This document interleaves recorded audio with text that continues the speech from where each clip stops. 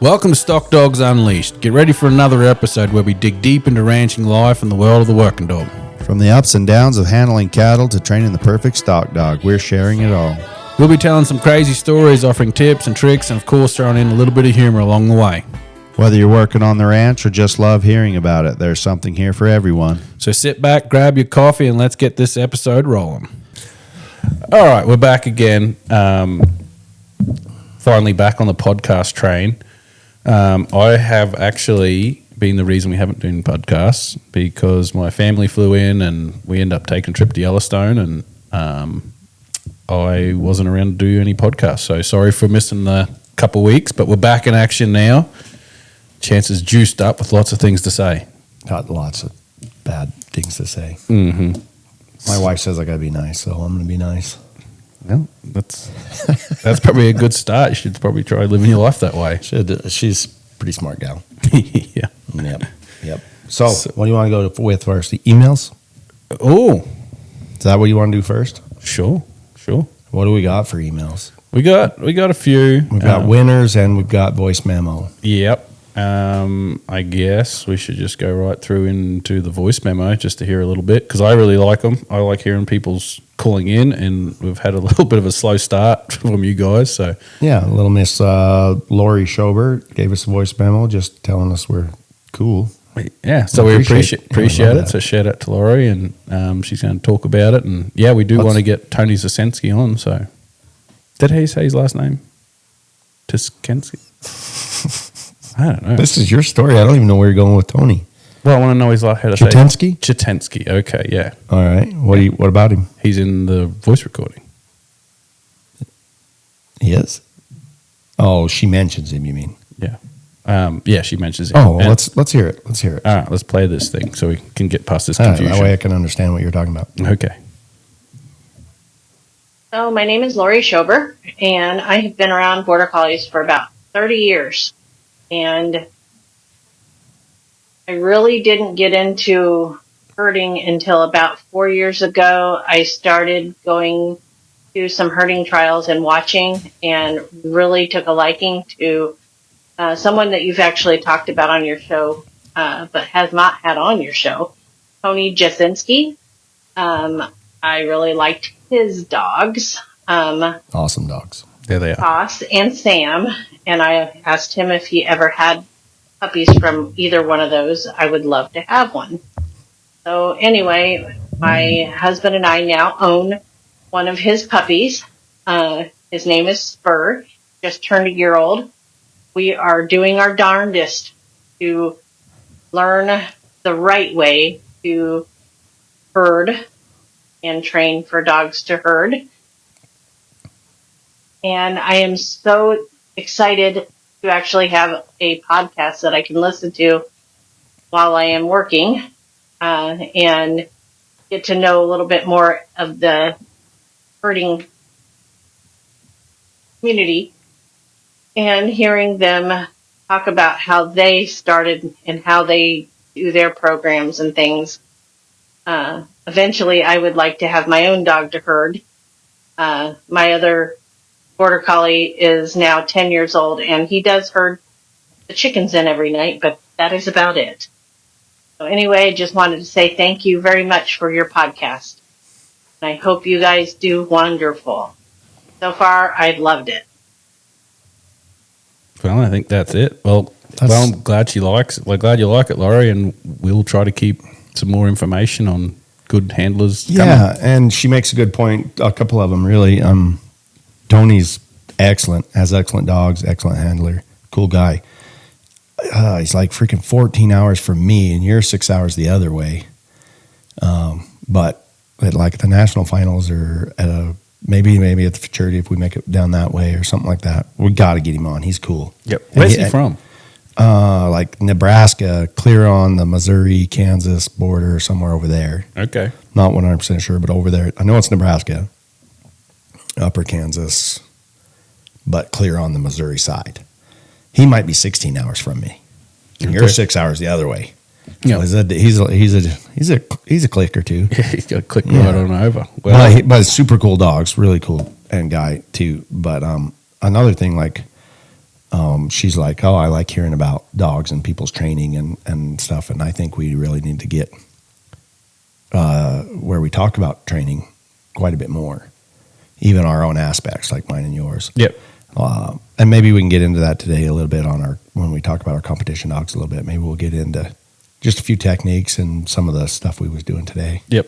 But super cool voice memo. Wish more people would jump on that train and give us some stuff. And We love hearing it. Yep. It's always good to hear the support. Makes us keep on wanting to keep going. And gives us stuff to talk about and everything. yeah, and I appreciate the emails and the messages and stuff like that. We're real happy that people are enjoying it, and we'll keep going along with it. But yeah, thanks again for calling in, and yeah, we'll see you. We'll get one of them pups and see you out there. Yep.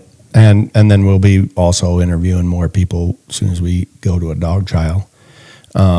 We couldn't make it work. This weekend is actually Steamboat? Yep, Steamboat. Jeff So Myers' trial. Wish we could have been That would've able been to a good get one. there, but we had too much stuff going on. that, and then me not having many dogs to take to trial A is little a low tough. on trialing dogs right now. I'm not too far off from where you are. Yeah.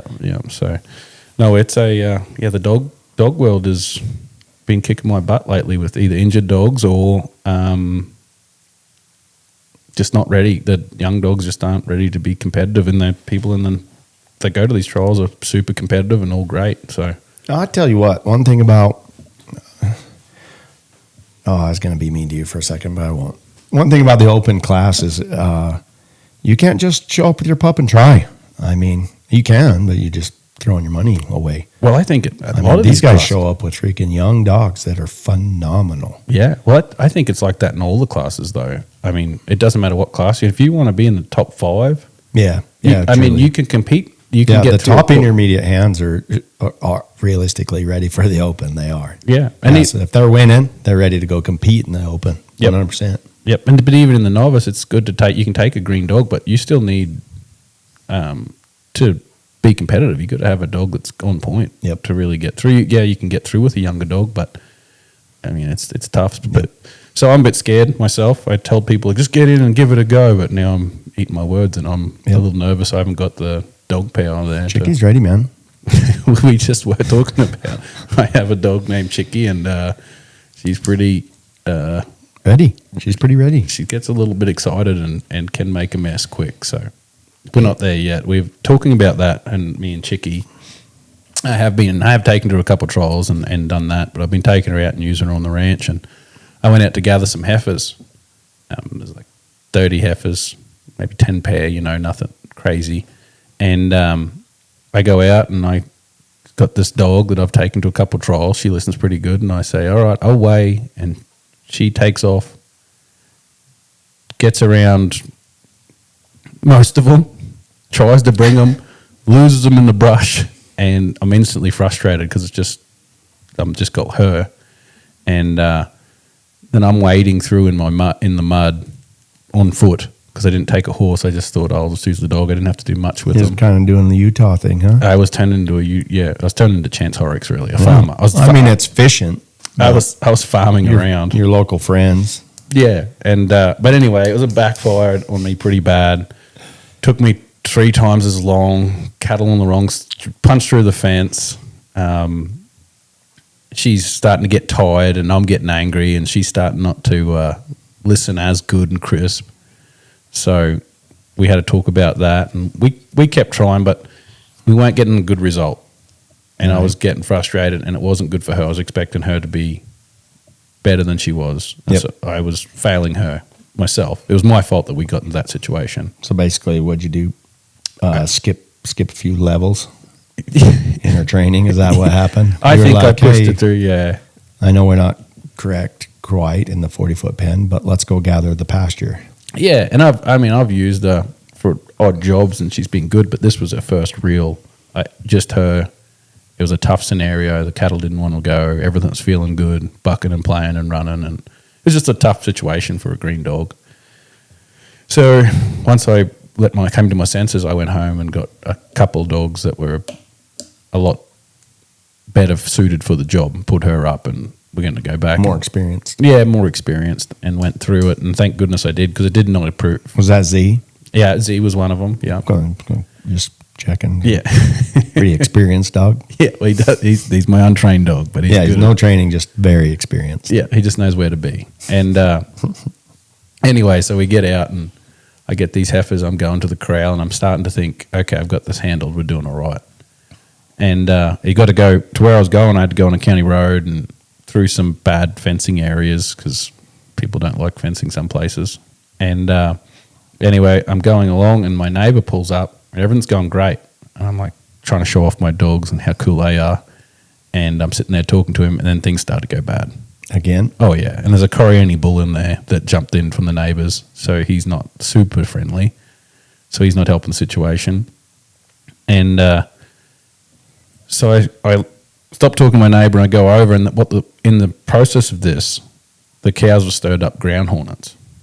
And I don't know if you guys, have you ever been around them little bastards? A little bit. They are the freaking worst. I get go over to see what the hell's going on. There's a couple of cows are bucking around. Dogs are shaking their head, getting bit. And I get close and then I realize what's happened. So I start getting stung and I start running and my neighbor's watching me just run off on foot again, getting stung by these freaking wasps. And then the Coriani bull gets in the fight and he's mashing on one dog pretty good and the other dog goes in to help and it's flung through the air and it was just a wreck. It was just a bad, everyone has chaotic, them. huh? Yeah, everyone has them. Things just aren't clicking. And I was being lazy from the start, not catching a horse, and I thought it'd just be an easy little thing, and it was not. So after I got home and put enough, So tell me this, and I'm not trying to be critical of you. I just want to get a little more information and help people that are trying to start with young dogs and things. So the hardest thing in the world, especially I remember when I first got into dogs, is they're always telling you, don't do anything with your dog unless you know he can win. Yep.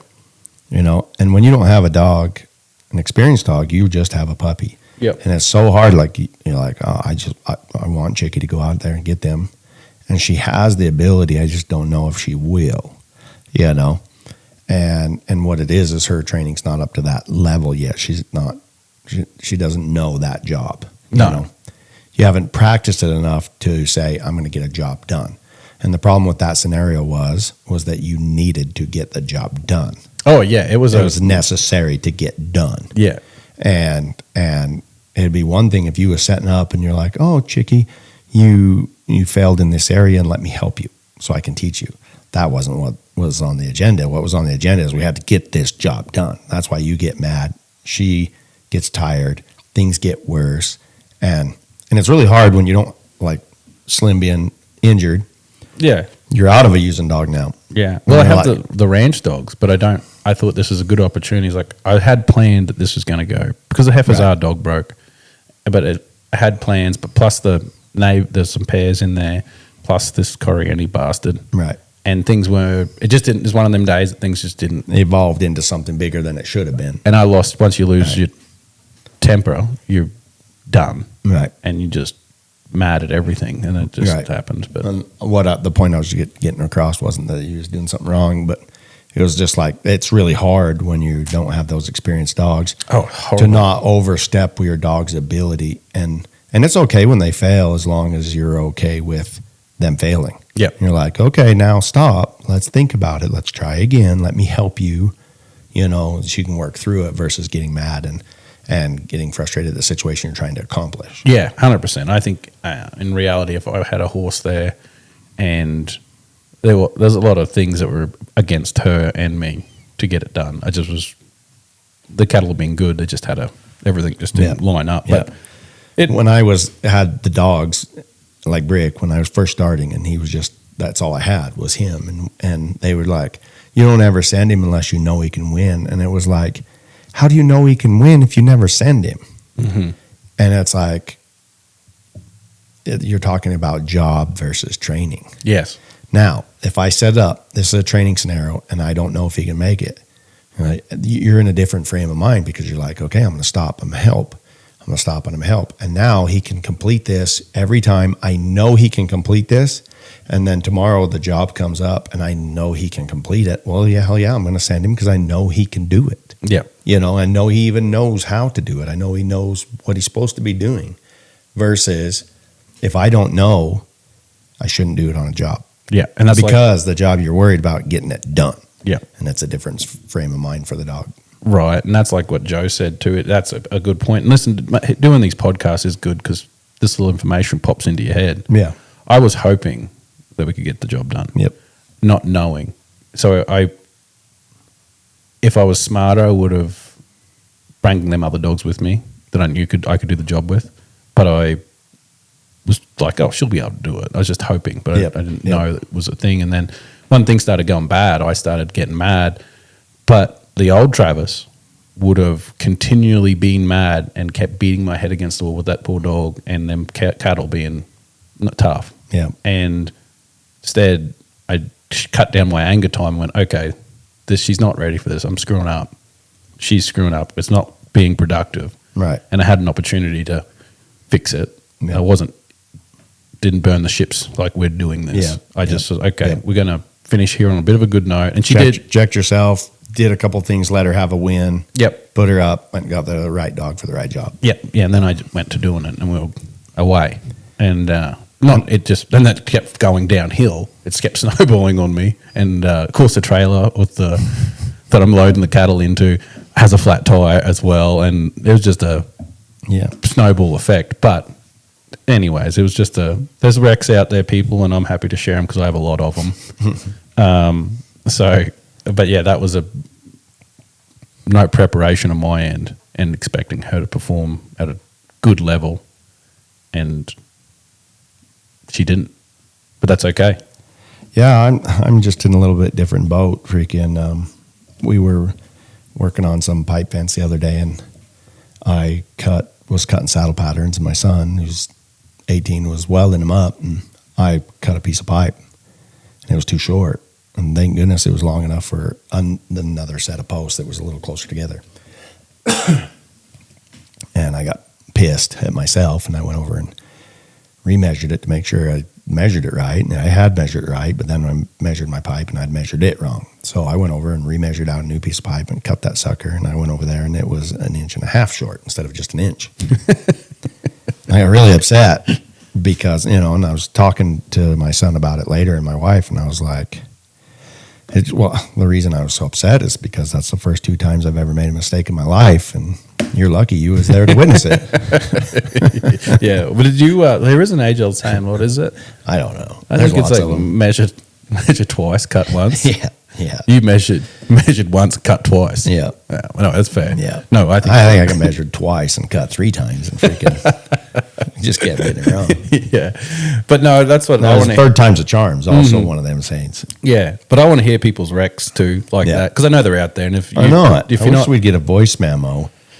Get somebody that's punchy and get them on here and tell us a story that's cool. And cool. I think everybody's scared or something. I don't know. They're like, well, anyone that says they haven't had a rec's not doing it. It's easy. You get on your voice memo, you record yourself, and then you listen to it. And if you don't like how you sound, record yourself again. It's easy. Email it, stalkdogsunleashed@gmail.com. We'll put you on air. We'll talk about it.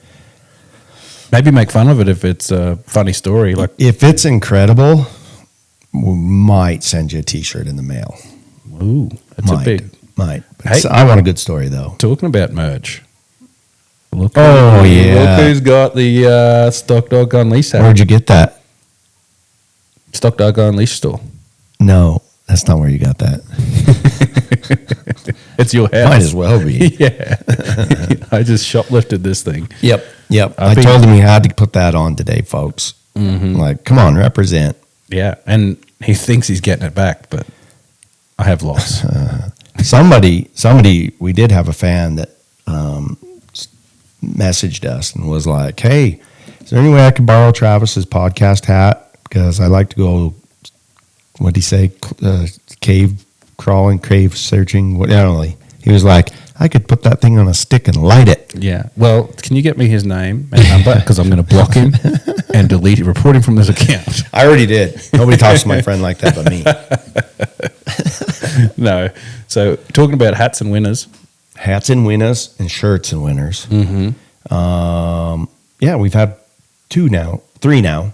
Jed Rowland was the first one. He was the most excited fan we had, and he won one. And then John Francis. John's been into it, and he's left us voice memos. He's left us 2 voice memos. And he's striving for more. Yeah, more can't wait to knowledge. get him on podcast. That'd be when fun. we get in his area. Yep. And then Josh Jacobs was the last winner. He's a Canadian. He is the Canadian. He is. But he won the one with what level of floor did Jordan live on when he had Hendricks 32nd, yeah. Yeah. Nailed it. That wasn't the last one. The last one was Elliot Roberts. Roberts. Who won that one? That one wasn't John Francis. We're missing one, bud. You missed one. I don't think so. Anyways, I mailed off a bunch of T-shirts the other day to these winners, and I just realized he missed one. That's a shame. Who got Elliot Roberts? Oh no! Called out on air. Yeah, that's bad, isn't it? How'd I even come up with that right now? And this whole time, never realized that. Well, there's so many of them. Because what did John Francis win his for? Hendricks. No, Yeah. that's the Josh Jacobs from Canada. Oh yeah, no, he won. His was Ellie Roberts. Sure No, of it. John Francis was just because. I think you're wrong, dude. I would stop. I'd probably let me in, but I think you're wrong. I think that's the one he won. Yeah, he won. John Francis is the one that freaking won Elliot's? I'm pretty sure. Yeah. Yep. I'm just going to find it to confirm it, but yeah, he's won. You're saying yeah, but you haven't found out yet. Elliot Roberts. I won't give it away, but yeah, he was number one. It was John Francis. No kidding. Mm-hmm. Oh, Yep. that's awesome because he's the first one to give us the voice memo and all that stuff. Yeah, he got one, and I didn't realize he was the one with the Elliot Roberts. Okay, I'll back off. I'm wrong. so there's been 2 positives there. I was right, and he won. So yeah, I love it. Yep. Sorry for getting called out on air. Huh? Freaking John Francis. He quickly passed up Jed Rowland as our number 1 fan. Yeah. Except, wait a minute. Jed Rowland's got to be number 3 now. John Francis, number 2. You want to know who our biggest fan is? I got a phone call again from a very upset young man because he's driving down the road and he's just pissed that we only do a 1-hour podcast and now he still has 2 more hours of driving and the podcasts aren't long enough. Well, that's You know who that is? I know exactly. Well, who is it? It's Brett, because you brought it up last time on this podcast. I got another phone call. It's not the same thing. It's another one. He called again, pissed. This is when we spent That's what I'm saying. Fan number 1, sitting at the top. Yeah. He wants 3-hour-long podcasts. Well, He wants them. and we're not Joe Rogan. He wants 3 hours every week. Yeah. He just loves us. I can't talk for that long, I guess. Yeah. I don't even think. Yeah, he doesn't know who I'm having to deal with over here. Well, that's fair Like- enough. Every episode, you're like, what do you got wrote down over there? So, yeah, no, there's some issues here. But I am here in La Pointe, Utah. I have made it to Chance's house. Putting out maximum effort to Yes. get over here. He's all the way almost to Colorado, And it was not a super, just to have a potty cast with me. not super fun drive. Mm-hmm. But anyway, made it here, and late last night we actually worked a couple dogs. Mm-hmm. Some competition dogs. I showed him some ones. I seen his knees shaking when he seen the competition dogs. Me? Oh, shoot. You Or was know it just better your than old that. age? You know better than Was that. that your- I was just getting tired at the end of the day. He looked kind of wobbly there for a minute. Yeah. Yep.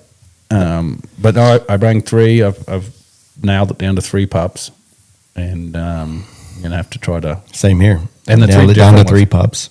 And they're all different. Do we need to re-explain what our competition, what that's about, real quick, for somebody that listened to this one and not the last one? Sure. Me and Travis Travis claims he, what's the word? Wanted, oh man, I'm stumbling for words. I told you were nervous with this. Yeah, I'm not nervous with it, but you asked me to join a competition with you. Challenged me. He challenged me. Yeah. Good Lord. Sorry. Laid down the challenge. Yeah, he challenged me to a competition.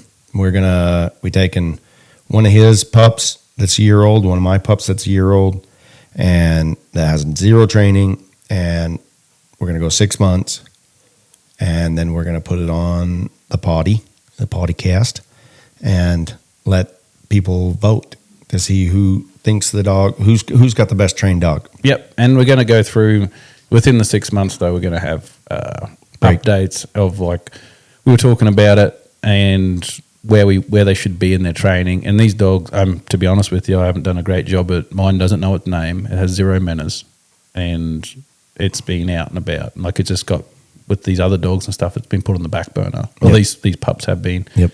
And so I've done everything wrong that you're not supposed to do as a dog owner, to take them and socialise them. Like, they're not great.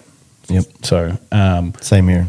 So they're pretty Which is part of the reason why we're doing this competition. It's like, we want to talk about it. We want to bring it to light. The ups and the downs. Ups and downs of training a dog, different personalities of dogs, what the different things we go through to get different dogs to do the same thing. Yeah, and I'm in the same boat, except for I got 3 works on all 3 of mine, and I'm trying to decide which one to go with. I got 3 works on mine, but three training days ago, they were the same way. They not leash broke, didn't know their name. Where you got them at in 3 days? 3 works. Where are they at? Mm-hmm. What were your expectations, or how they? I don't know. I shouldn't say I had any set expectations. Which we need to talk about where our set expectations are for maybe 1 week from now or 2 weeks from now or whatever. But what they are doing amazingly, and a lot of it's credit to the dogs, I think, but they're walking on a leash really nice. They're in 3 works. Mm-hmm. Oh goodness, he's might be. I'm a bit worried. He might have been training before. Yeah, of course you are. No, they're not great, but they're way more respectful on the leash. They have me in their head as far as paying attention. They know I'm there. I'm not just something that's in the back of their mind. You know what I mean? Mm-hmm. I'm there. They like to go up and sniff other dogs and play and stuff like that, but it's not like they was before, hitting the leash as hard as they could because they didn't even know they were restricted, you know. And they go to the gate. They're respectful. We go in the pen, which we'll probably post some of these, just little snippets of the videos of how they started and kind of where they're at, because we're going to put 3 works on Travis's today and tomorrow. But I like to start out in the pen. They got to give me attention. I want their attention. And if they give me their attention, there's sheep sitting right there. But if they can let go of their sheep and, you know, give me attention, and that's when I turn them loose and start working. I give them their sheep. Like, here's your reward. Here's your candy for giving me attention. I'll let you have some candy. Yeah. And then we start the work, and within 3 works, they're really good. Like, we can walk in there and I just say their name and they look at me. They stop and give me their focus by their name. And they didn't know their name 3 days. And they still don't know their name, but they know that in that moment, what I'm saying, they need to give me a little attention. And they like, I know if I do this, you're about to give me some sheep. So that really quickly, they're keying in and giving me their focus for a minute. They've gone from being just radical, biting, tearing, trying to get anything they can get bite-wise, because I'm raising cattle dogs. They, to now they're flowing with a little bit of self-control, and they still bite, thank goodness. And then I can get a stop, and then a change direction, and then a stop. And I'm not saying by words, I'm using body language, but I can get it. That's what I'm looking for. I can get it. Yep. Yeah, no, I'm not saying commands and having them respond. I can get them to stop, focus in on me and their livestock, change directions, flow, stop, and then when I pat my leg and tell them to come here, all but one of them will come to me and let me put the leash on their neck, and we walk out respectfully without jerking on the leash. Yeah. They're nice dogs. They're good. Mine's in a little bit different. Gonna smoke you. Gonna smoke you. That would make me a little worried. I think there might be some underground cheating because I've got just renegades, not good on the leash, jerking around. But I haven't worked them. I put them in to stock test them to make sure that they're going to do something. Watched it last night. Yep. Yeah, and I've done that before. That's why they've got these 3, because I know they're going to do something. Right. But I've got 3 different personalities. I have one that is a little firecracker that's ready to rock and roll, but very zippy, quick little dog, fast. Little female. Yep, little female. I'm liking her because what I was looking for is something that's going to bite her nose. And she's usually pretty clean on the nose and on biting the hind leg, but she, a little bit, she's more intense on the nose. I like that. And then I've got her full brother, who doesn't bite the nose. He'll bite like the neck or the sort of rib cage kind of thing. Honestly, last night it looked like he was trying to go for throats and side of necks and things like that. Sometimes you tell me, am I wrong? Sometimes I think the difference between those 2 dogs right there is one that's trying to control the movement and another one that's literally trying to kill. Yeah, he was more, but it's funny with him. He's a little slower. It seems like, and he's a little less committed to it. It's a little, not as, when she bites, she means it. When he bites, he'll get a hold of them, but he's not committed as much as she is. I feel like, and the third one is just, it's a little more stingy, a little more bite, but she's not looking for the nose, and I don't like that. Like, the dog looks stronger, but I don't like that she's not. Yeah, that was the little more wider one, huh? Yeah, and I don't like that as much. Nice, good enough dog. I just want one more directly. So I'm leaning towards a littler female, and she's friendly enough, and she's got a great attitude, bouncy around. The male, the one in the middle I was talking about, is a little more worried, and his pain tolerance, and not that he's been hurt or anything like that, just leading him on the end of the leash. If he runs off, hits in a leash, he'll yelp, and he's a little more sensitive that way. Sensitive, and I don't know if that means anything. Not I'll be able to tell down the road until he gets stepped on by a calf or something. You don't know for sure. Yeah, and all of them are going to go through training regardless of our competition, but I've got to pick one, so I'm leaning towards that little female. Yeah, because you're hoping to win. Guarantee. Yes, but anyway, I'm on a different route with I think I want to do a little stock test and a little flowing, and when I mean flowing, I mean making sure they can. When you say you're on a different route, you're in different route than what I've done the last 3 days. Yeah. I'll do a little bit of that. I think. I feel like while we're here, we'll dang sure do that. The 3 works you're going to put on here. You're going to tell us what you hope they look like. A little bit of ground tapping to keep her out of the center of the ring.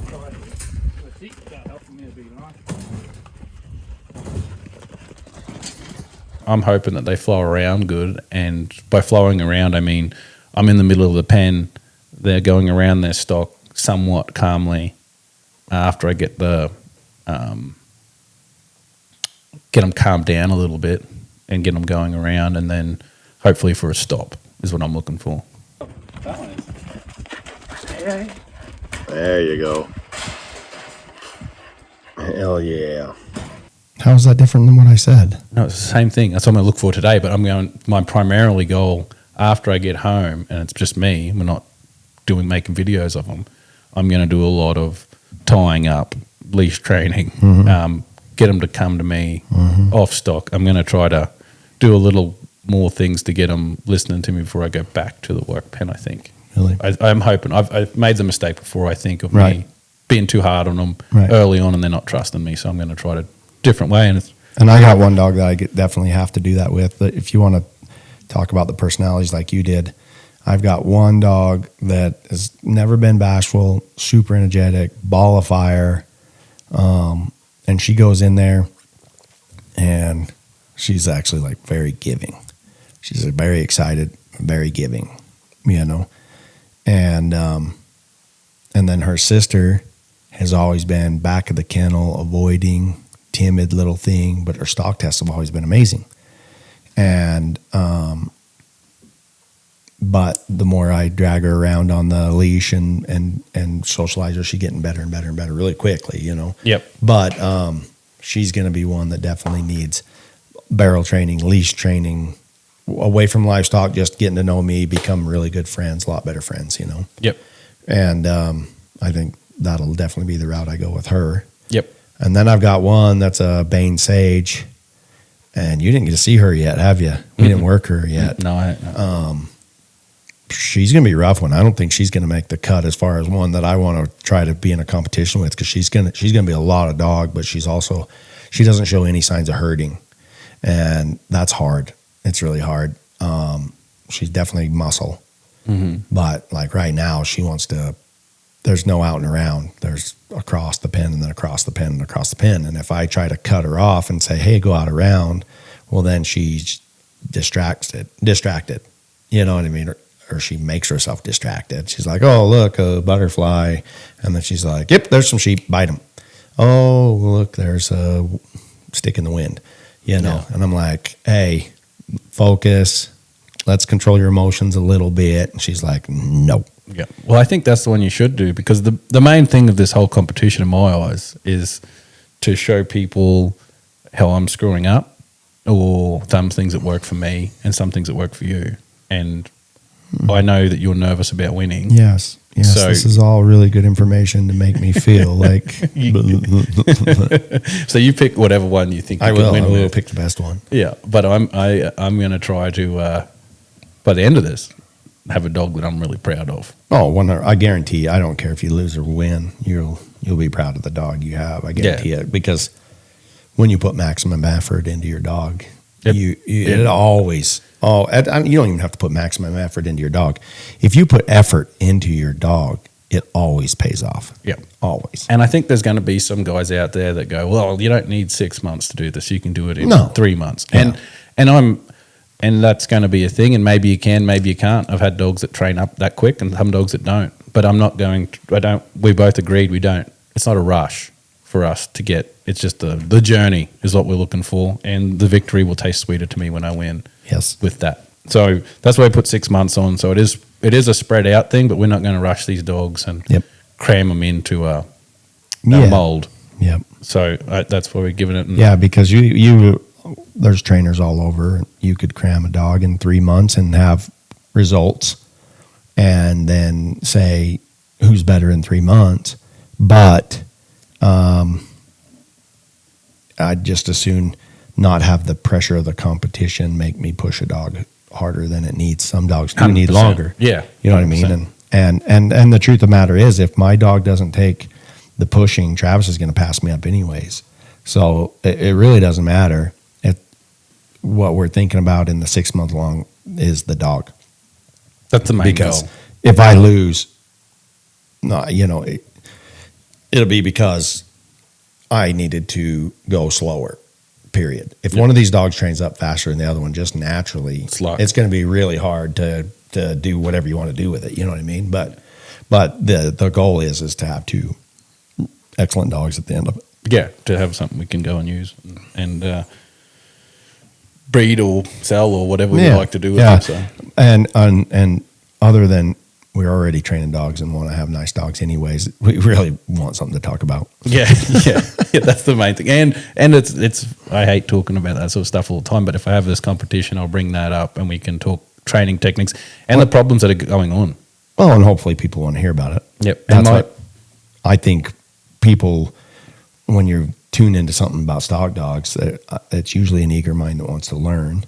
And we might not have a lot to teach other than what not to do. Yeah, exactly. But there you go. We'll give it to you and you'll know what not to do. And we've already done that by not playing with these dogs at a young age. We've already made the crucialest mistake you can make. Yep. Taking them and having them. So we're already behind the 8 ball by a long way. Yep. Which stems from having a couple of good dogs that you take all the time and something gets left on the back burner. Yep. And that's where I think a lot of people happens. So hopefully other people have made this mistake and they can learn how to not make the mistakes that I make to get to a dog, I guess. I don't know. Really, we're hoping that it's not a mistake at all and the dogs are fine. But I wouldn't recommend it. Every Horrible. bit of attention you can show that dog from the puppy on is a good idea. Even though I always advocate don't buy a puppy, buy a 6-month-old dog at least that And is showing you what you want. That way, when you get it, you appreciate it and you got what you want. Yep. And start diving into it. Yeah, and I think tomorrow we'll put a work on when So tomorrow's will be the 14th, so I'll make of September. So I'm going to make that the start of the competition. We have to decide tomorrow. Okay. So, yeah, we're going to put out another podcast probably after you do these 3 works. Mm-hmm. And we'll talk about it again, how them 3 works. See if they were comparing to my 3 dogs after their 3 works, Yep.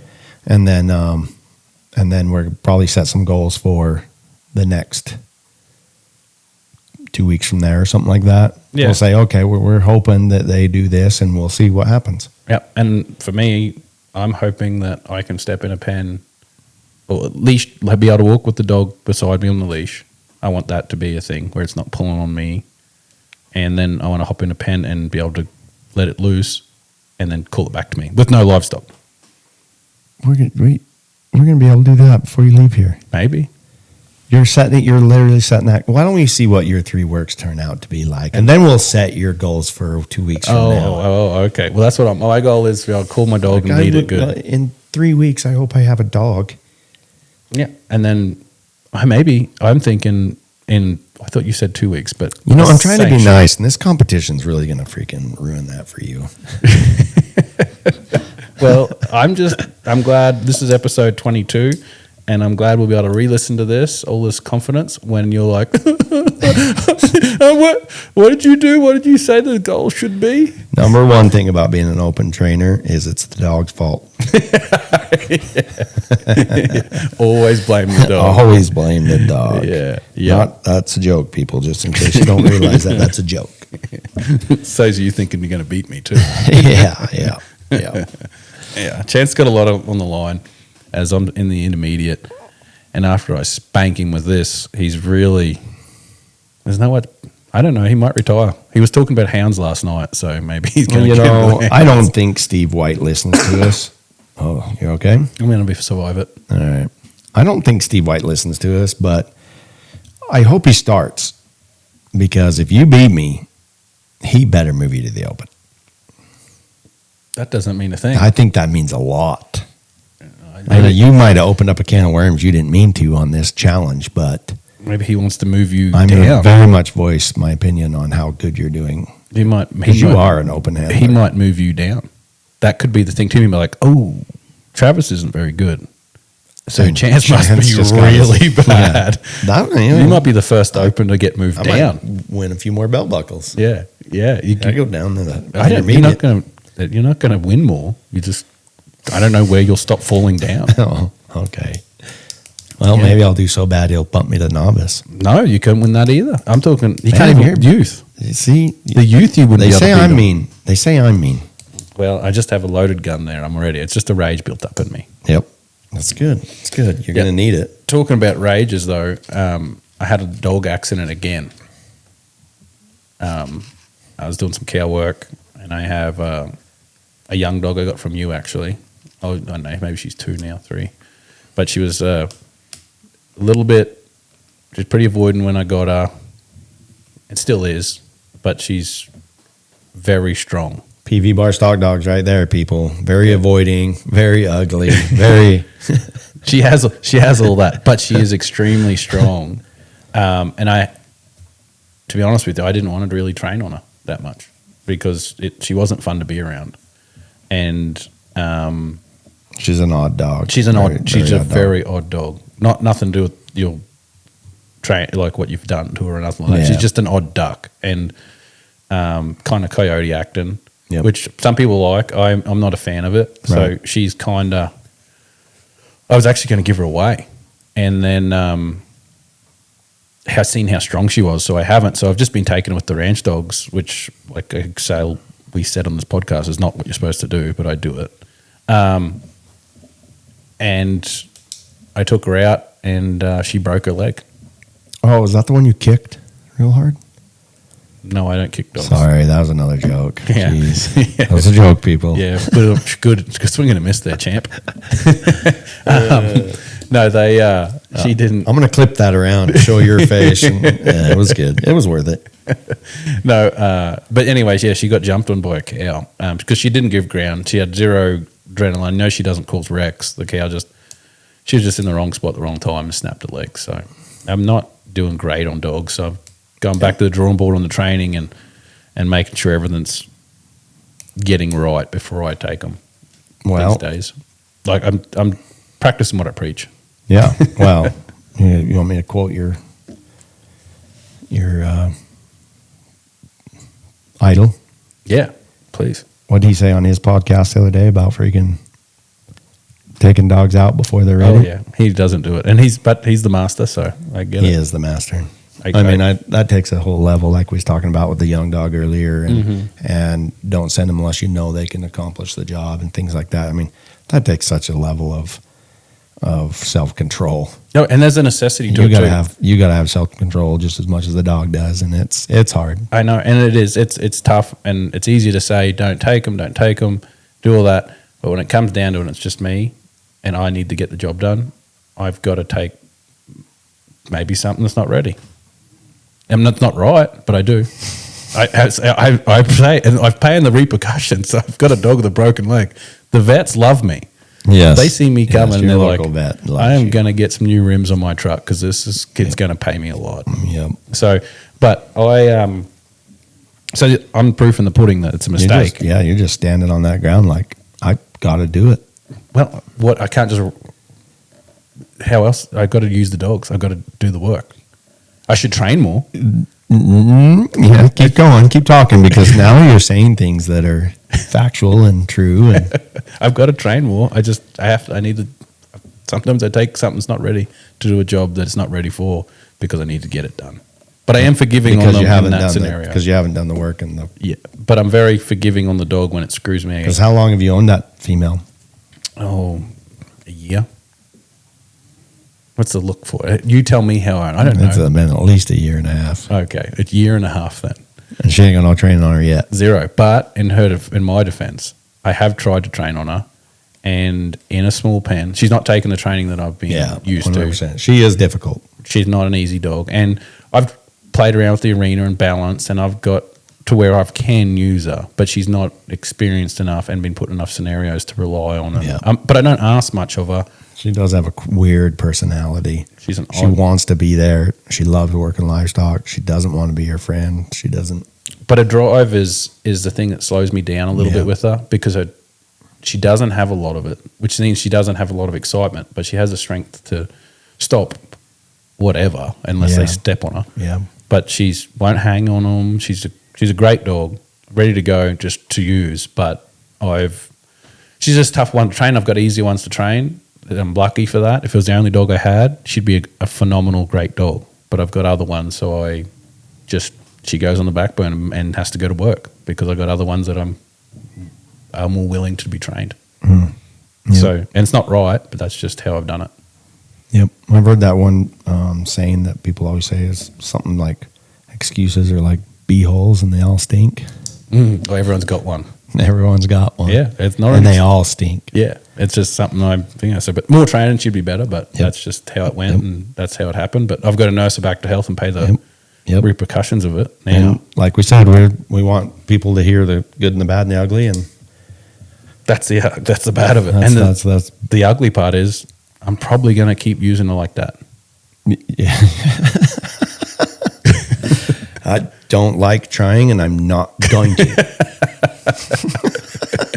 No, I will do more. Jesus. I will do more, but she's just a dog that I need to go and use to keep these other ones that I want think to you're a train. blooming idiot. See- Honestly, you want to talk about the good and bad and the ugly. I think you're a freaking blooming idiot. I'm not. It's the wrong. Deal thing. with it. It's hard. Train her.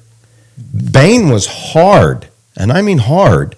And I was really worried about screwing him up. I've had dogs that I was so worried about screwing up. They had so much potential, but they were so hard that I just wanted to give up and just go let them rampage on pairs until they learned better.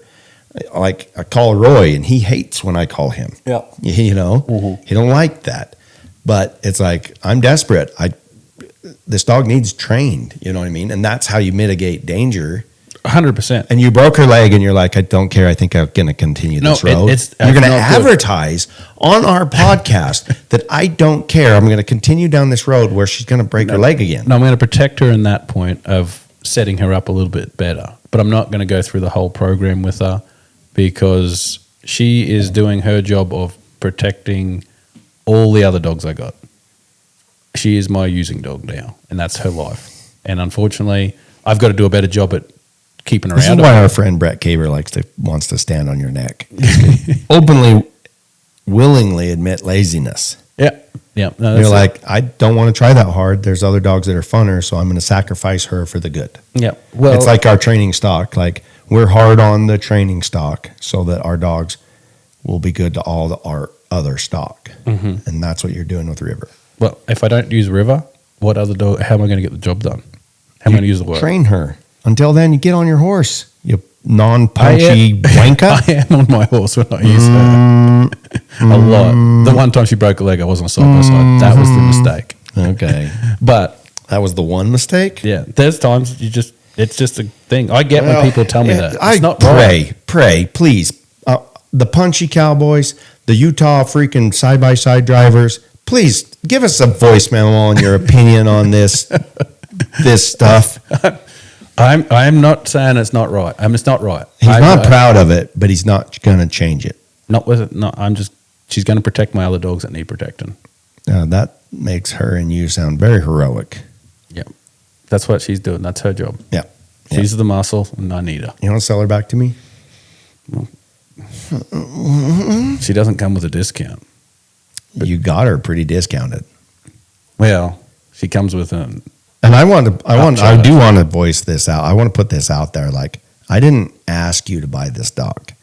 I had a nice, very easily trainable dog that I offered him. And he was like, me want that one more. And I was like, I wanted to keep that one for myself. And he's like, that's the one I want. And I'm like, okay, I'll make that deal with you. So he picked this dog, plucked it for his own. She's a nice dog. Yeah, she is. She's just weird. She is very weird. Yeah, and Very she's just one that She's just sacrificable. I don't want her to die. okay. I feel bad when they get hurt. Yeah, I know. This is the first time. Feels very bad. This is the first time she's been hurt, and she's done a lot of work. So it was an accident, but I didn't do the due diligence to. And I have your permission to talk about it if she gets hurt again? Yeah, go ahead. I bring it up. I know you bring it up, Yeah. but I'm just like, The dog gods are trying to hurt me now. They're just really punishing me down. it's their fault. It's the dog's fault. It really is. It was the dog's fault. That's my motto. Well, she should. Yeah. That's a joke. That's a joke. Anyway, I'm just being honest of what I've done. Well, I'm glad you brought that up. I would have felt like a mean person for bringing that up. Thanks. But you climbed up on the altar and sacrificed yourself on that one. That's just how it is. You're Good, like, the bad. dude, I just freaking, Good, the bad, the ugly. I don't know. I wish I had some good, but I don't. I just got. I hope Roy listens to this. I hope Roy listens to this episode. He might call me on this episode. Roy, I would love to hear what your opinion is of this episode, Roy. Please call me. It's not going to happen. He's going to call you, though. Well, we'll see. We'll see. He'll have some. He knows what to do and what I should be doing. Mm-hmm. Yeah. So. That's great. Do you want to change subject now? What do you got on your list of things to talk about? Have you got anything? Is it all greatness about you, or do you have any humility in you in saying something bad that's happened? Dude, I talked all about how my puppies, like I didn't do what I should have done and not trained them before, not socialized them well before I trained them. Uh-huh. No, I don't go out and try to mass gather pairs with any of them yet, but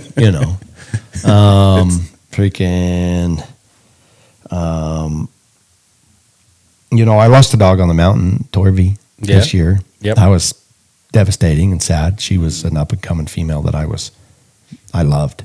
Yep. I learned a hard lesson there And I will say it was my fault, downfall on my part. How so? I didn't have the day planned out well enough. I rode a really long ways and I had a hard push. I was by myself with 3 dogs and they all got very exhausted rather quickly. I say rather quickly, but like 3/4 the way through the day on a hot day. And the route I took was lacking in water and I didn't pack water. And you would suspect she overheated, but that's not what happened. But she did get tired. And she was a very pushy dog, I should say. And she wasn't afraid to go in. And she's one that would go in and create movement when the cows stopped. Yep. If they stopped, she would go in. And but she just got worse and worse at getting out of the way. She was tired. Yep. She was exhausted. And an old cow got her down and mauled her down. And I thought she was tired. I'm like, come on, and I kept telling her, just get back, because she was tired and she wasn't getting out of the way. But then she stopped following my horse, and I loaded her up on my horse, and then I got off my horse and was packing her because she was just so tired. And then I actually had to call my nephew to bail me out. I was like, you got to get up here. My dogs are tired, and I've got 20 miles to get back to my truck. Yep.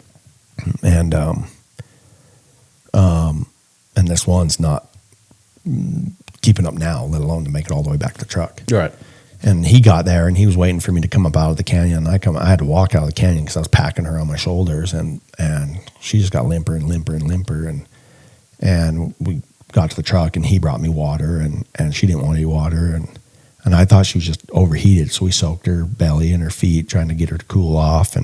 But looking back, she wasn't panting or anything. And basic diagnosis later, she passed away in the truck ride home before we could even get her off the mountain. And I think what it is, the cow got her down and mauled her and broke something inside. Yeah. I think she might internal bleeding. And Yeah. It was slow enough that it took her a little while, but it was probably about maybe 45 minutes. That's a tough one because you do expect a lot out of them. Yeah. And it can happen so quick, tied or fresh. That same thing can happen. 100%. In just an instant. Yep, it can, and that's part of the job. I know that, but I wish I'd have just been more prepared water wise, so that I could let them rest up, water up, refresh, and I wish I'd have brought some clips so I can tie them off, clip them to each other, get them out of because I didn't ask her to come in. Yep. She was just one that was like, Needs to be done. I like this. This is what I do. This is my job. And even though she was tired, she was still just doing it on her own. Yep. And I knew she needed a break, but I was like, well, if she gets tired, she'll take a break. Well, she wasn't tired enough to take a break, but she was too tired to get out of the way in the sagebrush. Yep. Which is a tough one, you see. Yeah. They're always hard ones, but that is the truth of it. Bad things happen when you do this. And the biggest hit is my one with the broken leg. I haven't put a bunch of time into it, so it's like I'm not as I'm invested in the dog. I like the dog, but I'm not as. It's a lot of time and effort and caring for the dog, so that's what makes it a real hit. So them ones really suck when that happens, and I mean, whether you had. I mean, the water's a thing, but I'm sure that you let them drink along the way. They were just at that point tired and needed to drink at that. Yeah, there was no water spots to drink along the way, and I didn't pack any. Yeah, okay. And I just didn't, the mountain thing. That's the first time I'd been through that area. Yep. And I didn't expect the dogs to be all that tired. Mm-hmm. I didn't expect it to be that hard of a push. Yep. But it was kind of I've got to do it, and I didn't have help that day. Yep. And I didn't have help that week. So I was just like, well, me and the doggies got to tackle it. And they did it. They did an amazing job. They did it all. They were exhausted and they got the job done. But no, that's the sad part is she went all the way. Even after she got hurt, she went all the way in with the cows. And then we got done. And I did have to call my nephew to come save them because they were all too tired to make it back in the truck. Yeah. My poor horse had to. But unfortunately she was injured before that, and But anyways, But that was a bad loss, but you learn. you do. And what about like Now I take them. Sorry to interrupt you. Now I take them collapsible dishes. they're great. You can slip them right in your saddlebag. And I had a few bottles of water, and I let the dogs like drink out of it, but they wasted more than they Could get. could get, you know. Yep. And I didn't have anything to put it in, and there was no shade. And the biggest thing I really wish I would have had was some clips so I could Snap 'em up. just tie the dog up. Yep. And leave it. Yep. Go put it in the shade, tie it to a tree, done, Mm-hmm. and leave the dog and get it on the way back. And like, look, I need you out of the fight before you get hurt. That's what I would. And now I know I haven't left my truck without that since. Yep. It's like now I know, you know, when you got a dog that needs to be out of it, he needs to be out of it. Yep. And that's the other hard part though, is when you get out there and you're doing the job and you're in and you can't just, because there'll be people saying, why don't you just stop, Chance? Yeah. When you're on them, you can't do, like, otherwise these cattle are going to go to a miserable place. You're not going to get Well, them they out. have no water. Yeah. We had to get them to the next water station or they're going to go all the way back. And I did everything for a waste of time. Yep. And I didn't foresee her. What I foreseen was if you're tired, you'll fall back. Yep. But She I just had kept Yeah, wanting to she just keep kept. going. She And just some wanted dogs to get like in that, there. Yeah. And like I said, that could have happened to her fresh too. But I did learn for the fact that I had to call my nephew all the way to the mountain to save them all. If I would have had anybody to come get me, I would have just had to tie my horse up and kick back for an hour and let them all just take a little break and regroup, and then take it easy going out because I exhausted them. Yep. They were, I mean, we were in lots of canyon country, and the cows, when they get tired and we're climbing, they just want to dive off the road. Yeah. And honestly, those dogs saved my life, or just say not my life literally, but saved the day hundreds and hundreds of times because they just flanked down on that steep shell rock crap and pull that cow back up on the road. Yep. You Where know? she needs to be. Yeah. Yeah. No, and that's the, And the more tired the cows get, the harder it is to keep them on the road. You know, sometimes they won't split off. Sometimes you just run out of cow. That's Yep. the thing too, is just that you just run out of cow and you can do, it's like pushing rope at that Yep. point. Yep. Exactly. But yeah, and then like in Logan, that one guy sent his young dog around, and it was a horrible thing. Right in the and, middle of dog trial. and it wasn't in a bad spot. It wasn't doing anything wrong. It wasn't close to a fence. It just went by wrong, and it got kicked, and it punched I its think lung the and killed it. calf landed on it, didn't it? No, kicked it, I believe. I don't know. I didn't know that. But you know, it's just these little fluke things that can. Yeah. Well, shoot, we get in the car. It's risky. Life is risky. Yep. And you got to know that. And anybody that's too afraid to use their dog on cows because they're afraid the dog going to die, well, don't play Frisbee with it. Don't haul it to the park. Don't let it off the couch. You know what I mean? Yeah, That's what it is. there's a lot of things. Well, like My dogs would be so upset with me if I didn't let them have that opportunity. They live for it. Yep. They live for it. They want it. Yep. And so that is what it is. Yeah. Well, now we went down that lovely dark trail of how we've been hurting our dogs. Yeah. Have you got anything exciting?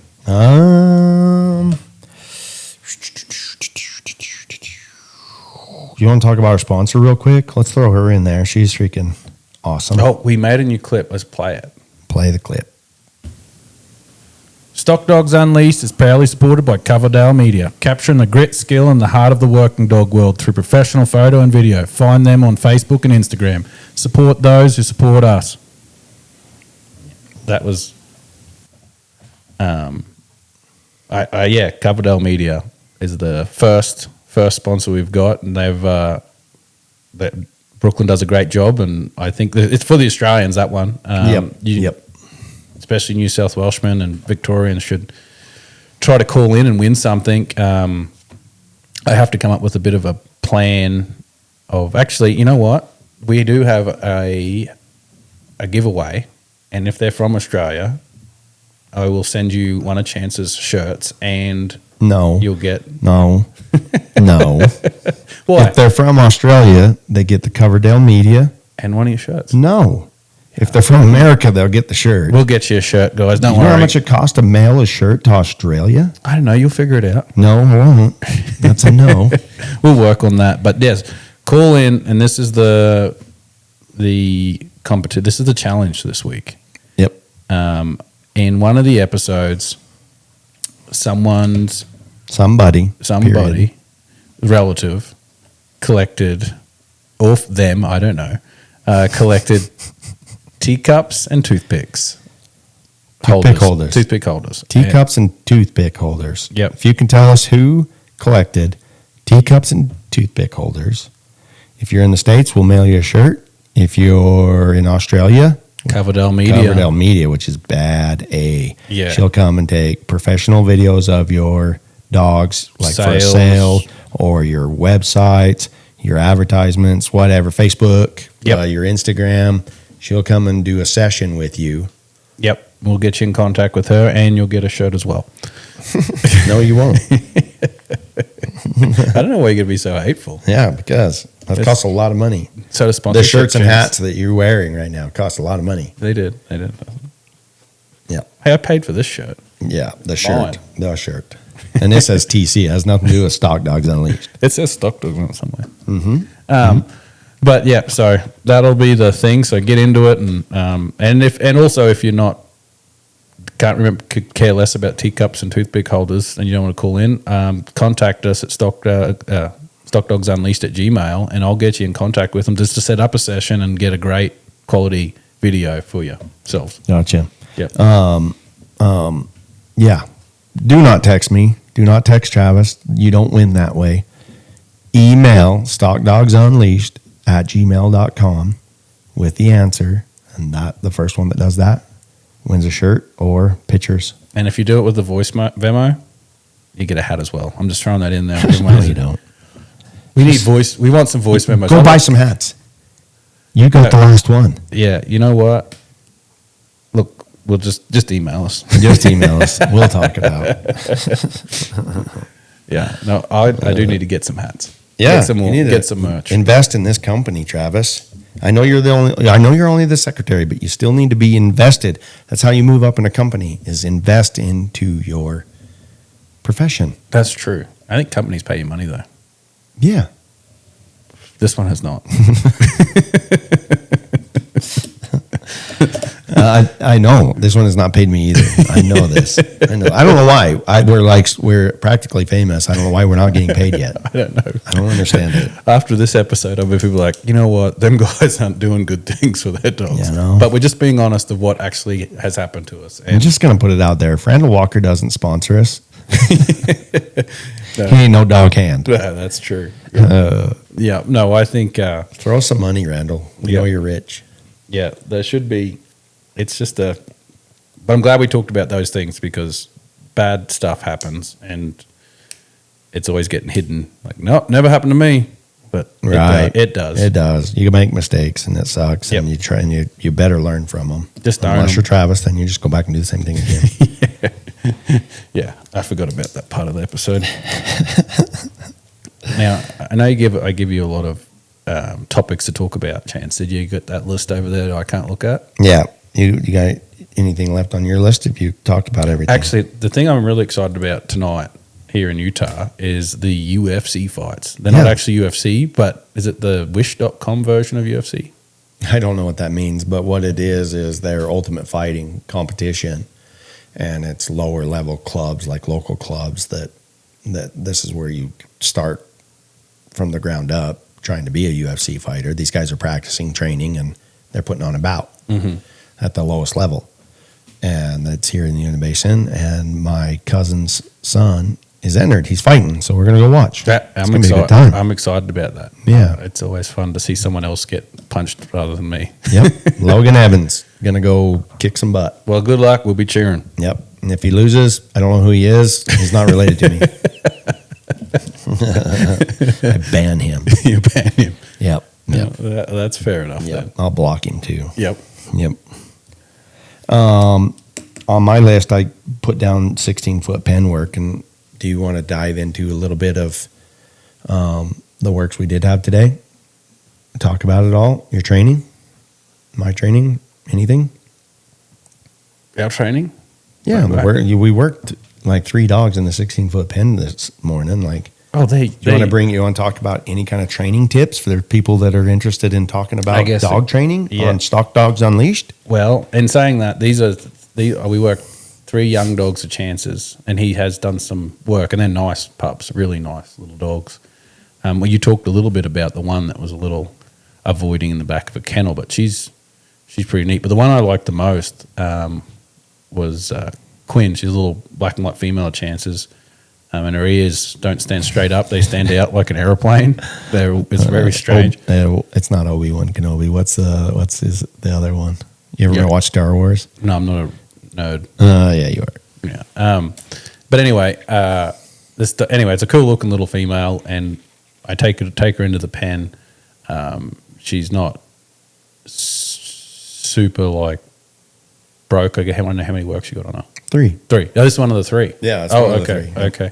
And we get in there, and instantly she wants to be nice and soft and giving. And when I mean giving, I mean if I add a little pressure, she'll give to it, but she doesn't disengage from livestock. She's trying to do the right thing, and she'll give ground. By giving, she means she gives ground to my pressure, not the stock's pressure. She doesn't release her stock. She's still intent in looking at them, but she'll step away from them as she's flowing around. Yeah. Yep. So I could influence her, I guess, really easily. Yep. And it pretty quickly turned into a pretty nice dog that I don't think Chance deserves, and he won't give it to me. So one of the specific points that me and him had a little bit of a discussion about when we were working that is, he was talking about using the 2-bump rake thing, where you just take the rake and slap it on the ground twice to get a little attention out of her and get a little, give her some notice, like, hey, give. Yeah, and I guess I'm not trying to get her to really give to it. I want to change her speed. What's the purpose of your 2-bump? I like the 2-bump. That's what we call it, the 2-bump. I like it as the dog's running around you and the stock, and it's going at a high rate of speed and kind of fast, and I don't think the dog's thinking, it's just running. And I do a little 2-bump to distract the dog, and it go, oh, what the heck was that? Take its mind off what it's thinking about doing, which is grabbing hold of something, and keeping her in the right frame of mind to ease around the stock at a nice pace. And I want to keep her in that mindset as we move forward in the training. I believe that if I so can keep you're her saying calm, as you slap the rake to the ground, you're changing her mindset? Yes. How? Well, instead of when she picks up speed, there's a high chance if she gets close enough, she's trying to close the gap to bite one. She's more excited. Yep, more excited. Her adrenaline's elevated. Yep. And by bumping the rake twice, you're looking for? Change her mind of going, oh, I'm not going to bite one, and drop her speed level down to where she's actually thinking.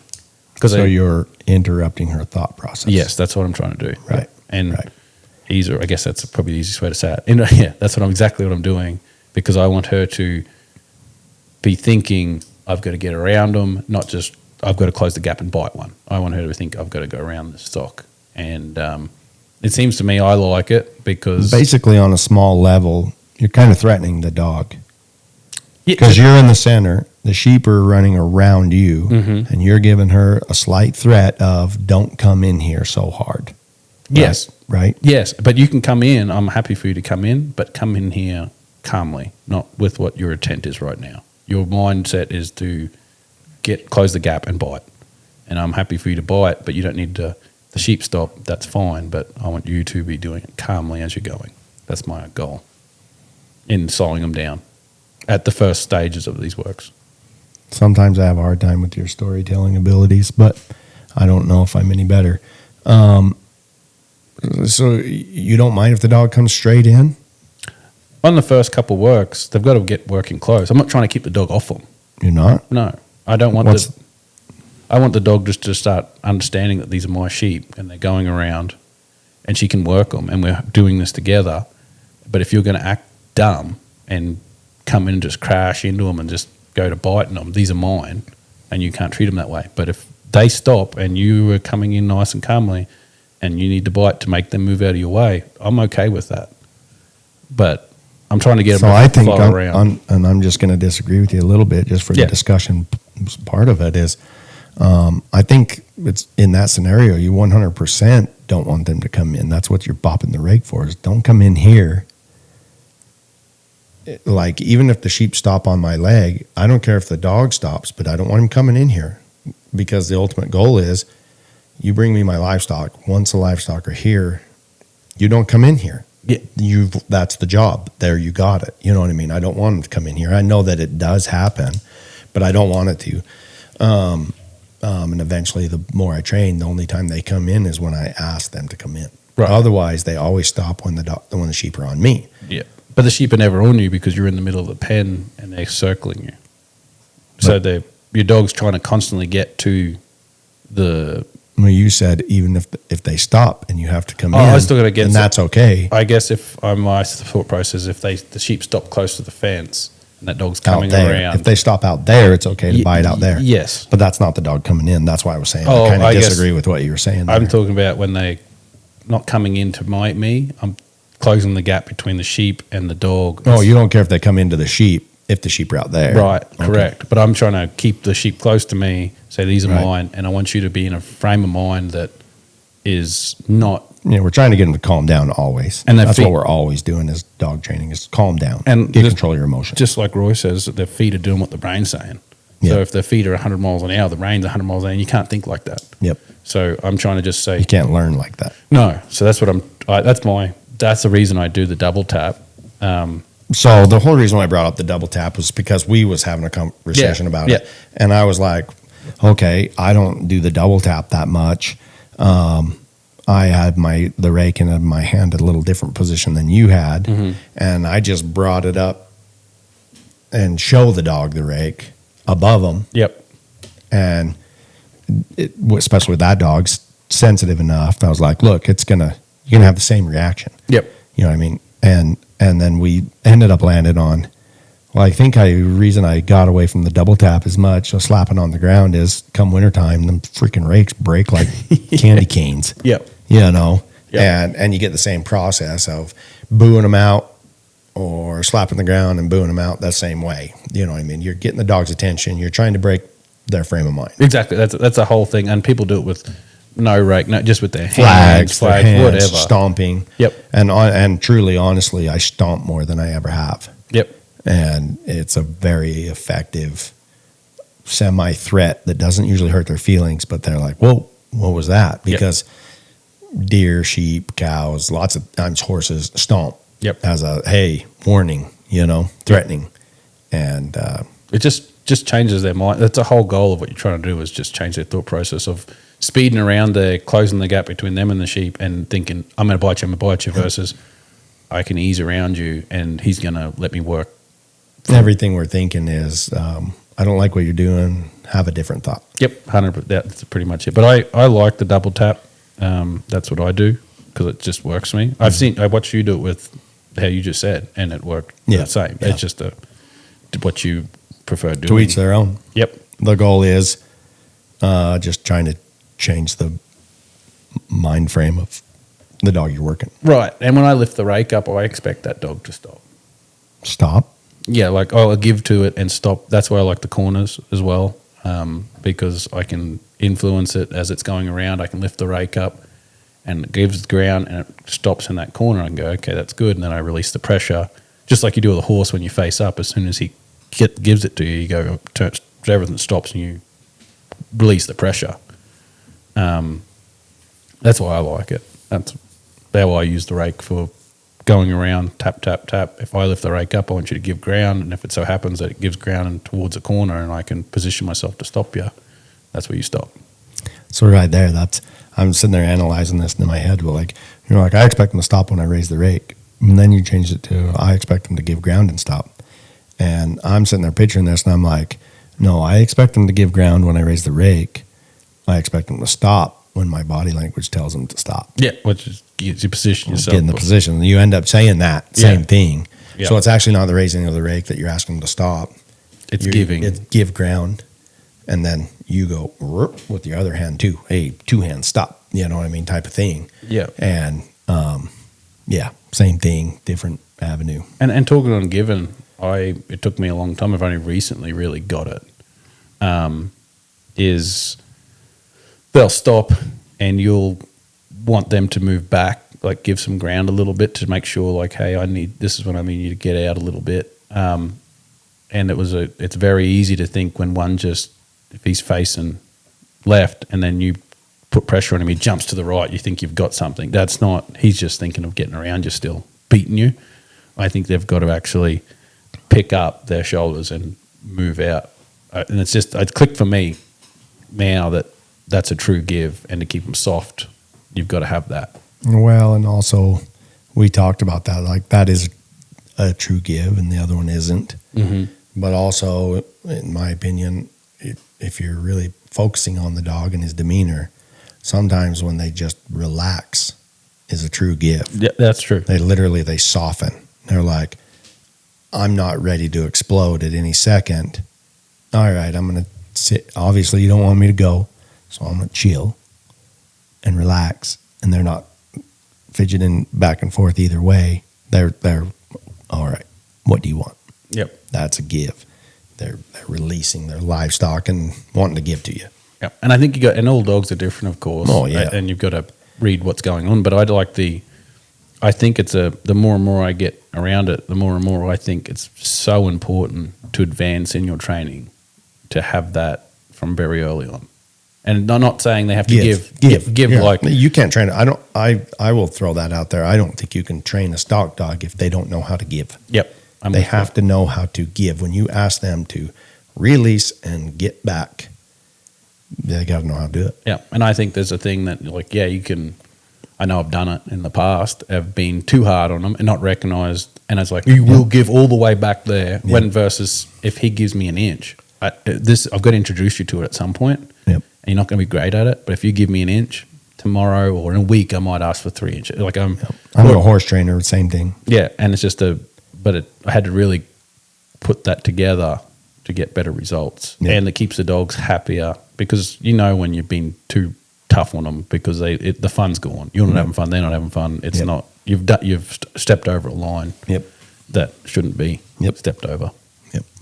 So, but that's what I look for anyway. Yeah, that's some of the discussions we were having in the 16-foot pen this morning while we were talking dogs. Yep. There's just one topic I wanted to bring up, and maybe somebody's in that stage of their training and can think about it, and they're like, "You are an idiot, sir. I'm not going to do that." Yeah. No, and I'm game for the rebuttals. I would love it. I would love somebody to voicemail me in and say, "Look, I feel like this is a good technique." I would love to hear it. And if it sounds awesome, I might try it and go, Yep. It is a good technique. Yep. You're right. But I think there is that saying, like strong ideas, but held loosely. Yep. So in saying that, it means believe what you want to believe strongly and do it. But if someone comes up with a better way or loose, what are you waving at? You've distracted me. A fly. A fly keeps climbing on my camera, and then my whole screen goes black, and I'm like, "What is that?" It's a fly on the backside of my phone. Oh, okay. Yeah. So, but I think that if you hold on to your opinions strongly, but not hold on to them strongly, believe in them strongly, but hold on to them loosely, you can get your mind changed. And you can find better ways. There's always ways, and I think stick with a good foundation and a good program. That's what I'm doing, but there's always ways that you can learn new There's things. very little things that I give advice on that it's like, no, this is what you do all the time. Right. Because every dog's personality is so different that you literally, what works for one dog might not work for another dog at all. So that's the biggest thing. If you're going to be a dog trainer, and this is why I'm not a very good dog trainer, is you better be able to handle all their personalities, and what that just comes down to is you got to learn how to feel what that dog's. Yep. What's he feel like? What's he thinking? How's his mood? How's his mentality? And how do I help him become a better dog? Yep, that's the whole goal. And I think that's with any trainer, though. I think that Yep. there's not any trainers out there, horse, dog, dolphin, whatever. You're always adjusting your training. It does not look the same as it did 5 years ago. No. And you're always adjusting and trying new things and hoping to be better and growing as you go. They change, but I've been lucky, and I've worked with some amazing dog trainers over the years, and And you go from one year to the next, and you go work dogs with them again, and they're doing stuff a little different than they was the last time. And it's a it different might just dog. be that dog. Yep. And it might be the same dog a year later. Yep. Doing something different, trying something else. Yep. And there's so many things you got to fit the program to the dog specifically. You got to tailor make everything. And like Roy's method is the one I follow, and the mechanics and everything step by step. It's very easy to follow, but like he does, he tailors it to eat. All of it's the same, but he tailors it to the dog, and that's why he's so good at training. It doesn't matter what you put in front of him, and that's where the level I want to get to is that, and that's just going to take time and experience and keep him listening and learning. And I think there's so many good dog trainers out there, and some people get stuck on this style, that style, this style, that style, and it's like it really doesn't matter. You know what? Every one of them's good at is seeing the dog in front of them and working with it. And training every them. one of them. Yeah, it is. They take this dog to this level of competition, then they take that dog to this level of competition. They can do it with that dog, this dog, you know, and that's a dog trainer. Yeah, and I think there's a mistake. I've seen mistakes, I think. Maybe I'm wrong, but I think that it's a mistake to try one method with the dog and then jump to another method and then jump back. And like, I know it's good to put different ideas and everything like that, but I think you've got to have some sort of foundation that's a constant versus don't try to change your style to this guy, to this guy, to this guy all the time with the same dog. Like try different styles, different dogs. I disagree. Why? Because I don't think it matters. I don't think if you want to try freaking cliff jumping with your dog, if you're in it to try and better the dog will get better. Yeah. I think you should be sporadic and be changing everything all the time. No, that's silly. But I think you could, I'd done it with Rick. Well, I went to every clinic I could afford, and I watched every video I could afford, and some were drastically different than others, and that poor bugger got trained 10 different ways. Yep. And I don't think it hurt him. I just think the confusion lies in you are jumping around sporadically trying to teach a kid English, and sometimes you speak in Spanish, sometimes you speak in Chinese, and sometimes you speak in French. It's just but he's got to learn to speak some language. So which one to use more constant? You got to have some sort of constant. I'd say you can branch off, but I think you've got to follow something straight. Or is that kid learning more than the kid that never tries another language? I don't know. I believe it's a mistake. Anyway, I think when you got to have some foundation that you follow. I'm not saying don't add things in, but I think there should be a basis that you understand working, how you understand it, so you can be consistent with what I'll tell you you're this. doing. When I first started, everybody told me, you're going to screw up your first dog. And I did. And I believe everybody's going to. Yep. So if you're worried about that, you're never going to train a dog. Right, but You know what I mean? How many dogs did you go through till you found a base? I don't think I have yet. Okay, because you've stuck to that base. You just did the one dog and do the one base, and And you didn't screw up that first dog at all? No, I've screwed up every single dog I've had. There's got a hole in them somewhere. And anyone that doesn't say they have, if they say they've got a perfect one, they're lying. Right. There's a hole in everyone. Right. But You think you should branch out and maybe check out some other methods and see if anything they have helps you with your training? no, I think we've always got to listen. And like I said, have your opinions and do what you believe in, but loosely held. I do think The reason that- I'm bringing up this concept or that, Yeah. what I'm saying is because I don't want people to get hung up on, okay, well, I started learning this and I need to stick to it so I don't screw up my dog. No, that's not what I'm saying. Freaking go out, try every method. Yep. All of them. Because then at the end of the day or at the end of the year, at the end of 5 years, you're going to take everything and you're going to be your type of trainer. And then those dogs will do that from now on. You know what I mean? But I wouldn't even hesitate. I'd freaking try every training method there is on that one dog or the next dog or the next dog. Try every one of them on it, because at the end of the day, you're just getting better all the time, and the next dog you train is going to be better for it. Yeah, and I mean, you've got to do that so you can find out what works for you, obviously. And I'm not saying just stick to one thing and Yes, go. you did. I think you got to understand the one thing though. You've got to What one understand. thing? Which one thing you got to understand? You've got to understand a process of where you're trying how to get there. I guess. You've got to learn 5 processes to know which process you want to use. Yeah, I'm for me. I might be dumb, You're but I've got not going to learn any other processes. 100%. I'm going to try, but I'm going to stick with my foundation of where what's I'm it? going. I'm not sure I follow that. Oh, well, I guess I'm trying to. You're going to learn other foundations, but you're going to stick to the one you know. I'm going to, Then you're not learning the other foundations. but you can't learn 5 different processes. Why? We haven't even learned one. What do you mean? Like I'm still trying to learn. So I follow Roy's. I'm Yeah. trying to learn Roy's method. Yeah. And there's a lot of things that people do with their dogs. I'm like, that's cool. How'd you do that? I like to try them and see, and maybe I'll integrate that into the program that I'm doing if it works for me or I like it. But I'm still going with that method. I can't learn from Joe, Jim, Tom, Bill. And I'm not saying you got to go learn from Billy Bob. I mean, I'm not saying you got to say, okay, I'm going to go dedicate myself to Billy Bob and not do Roy's. But how do you know Billy Bob's isn't better if you ain't even tried it? I'm still. You've got to try them. I'm saying you can try it, but you've got to have You're some saying sort you of have constant. to stick to your. A constant. You might jump You don't over know to what Billy your Bob. constant is until you've tried them all. Yeah, so you've got to try them, but you can't. Are you going to say that you're going to try? You train one Roy's way, and then you're going to try one Pete's way, and then Tom's way, and you're going to say you can try 5 different Yes. dogs, and you're going to follow their methods strictly. Strictly? Yes.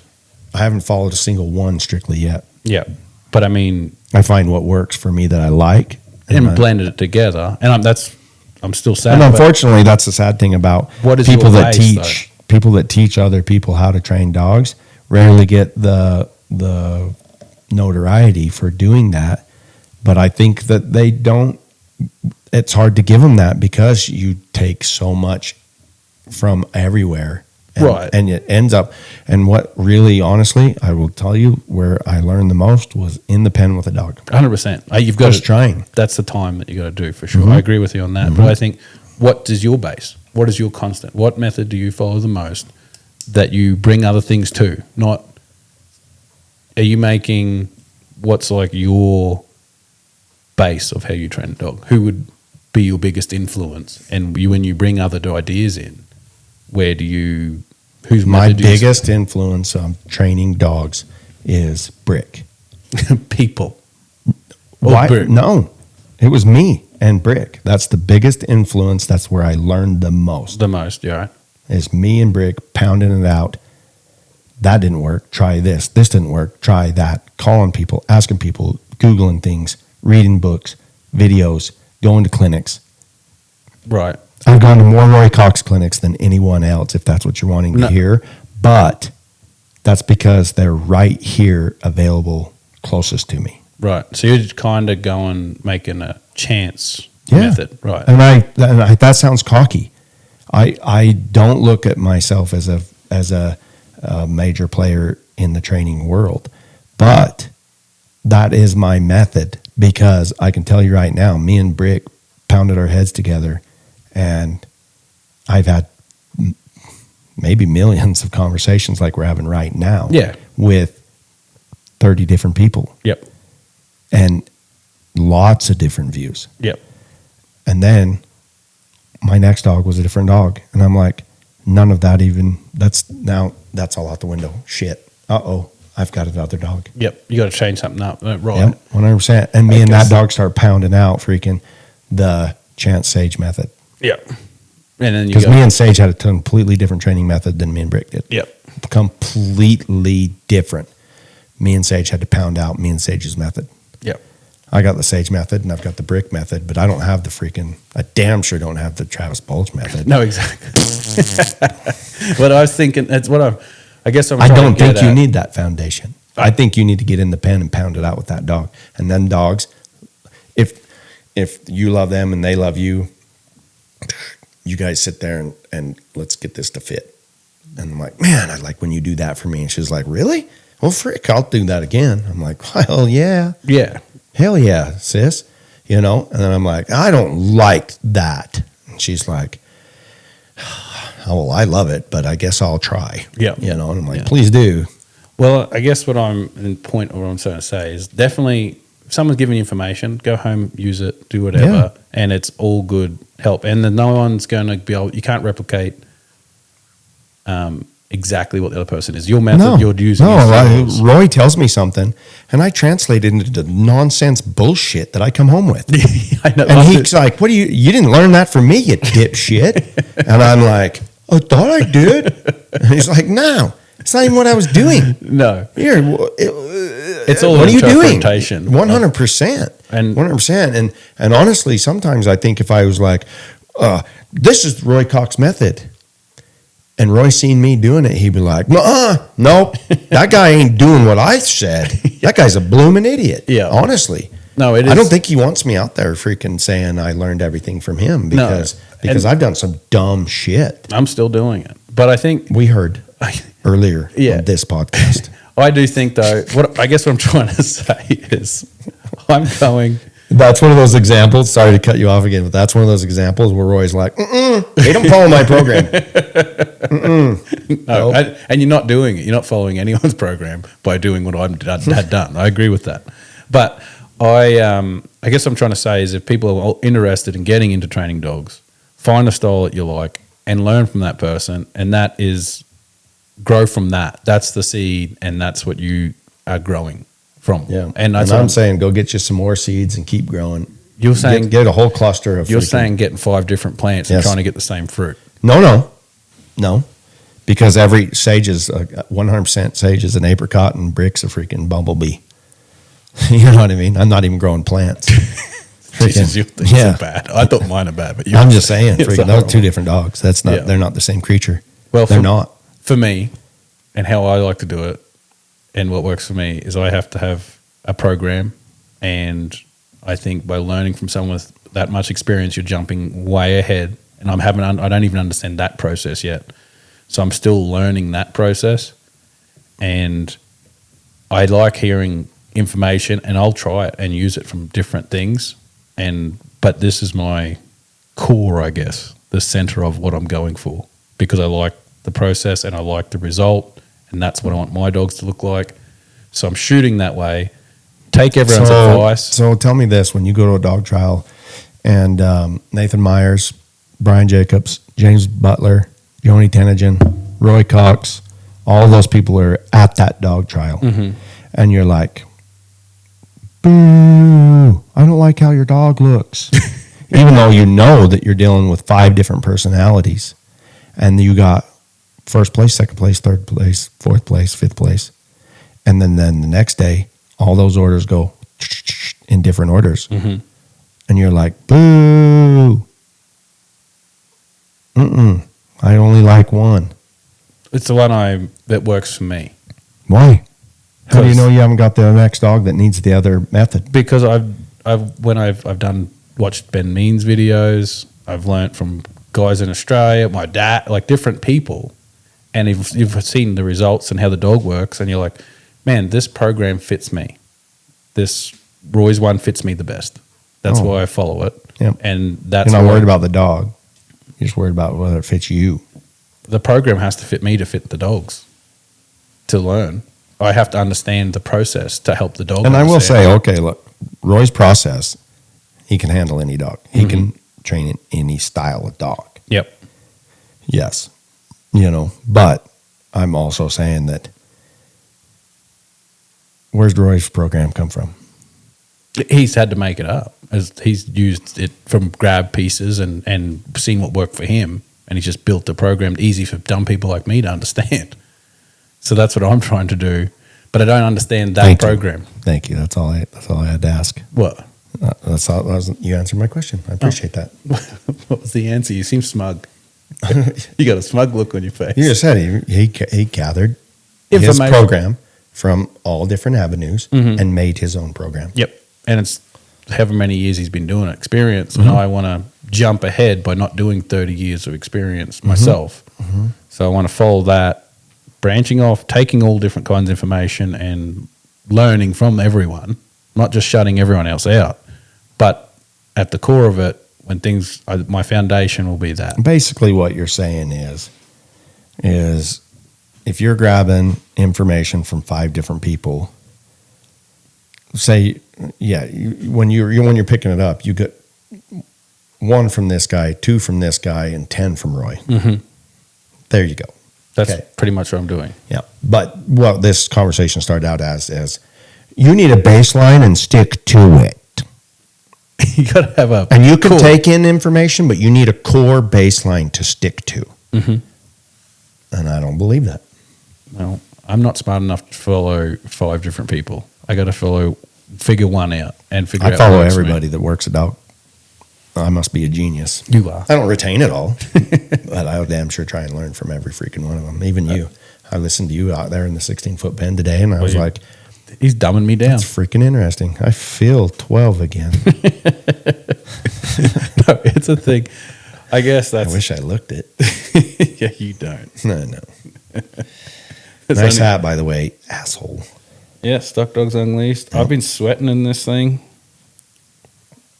With people that are elderly like to keep their house 90 degrees, so I'm. The heat's set on 50. Yeah, sure. Oh, shoot.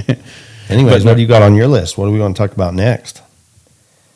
That's it. Instead of your love for Roy, Just for the method, man. devotion. Just the method, man. You are a big fan of Roy, and I am too. I really am. I will say I've grabbed a lot of things from Roy that I love. That reson with me. How many what percentage in your dog working program would you say you used of his method? I have no idea Just take a stab. why. Just take a stab. Out of all the information that I've learned, how much do I use of his? Mm-hmm. Out of 100%, 10%.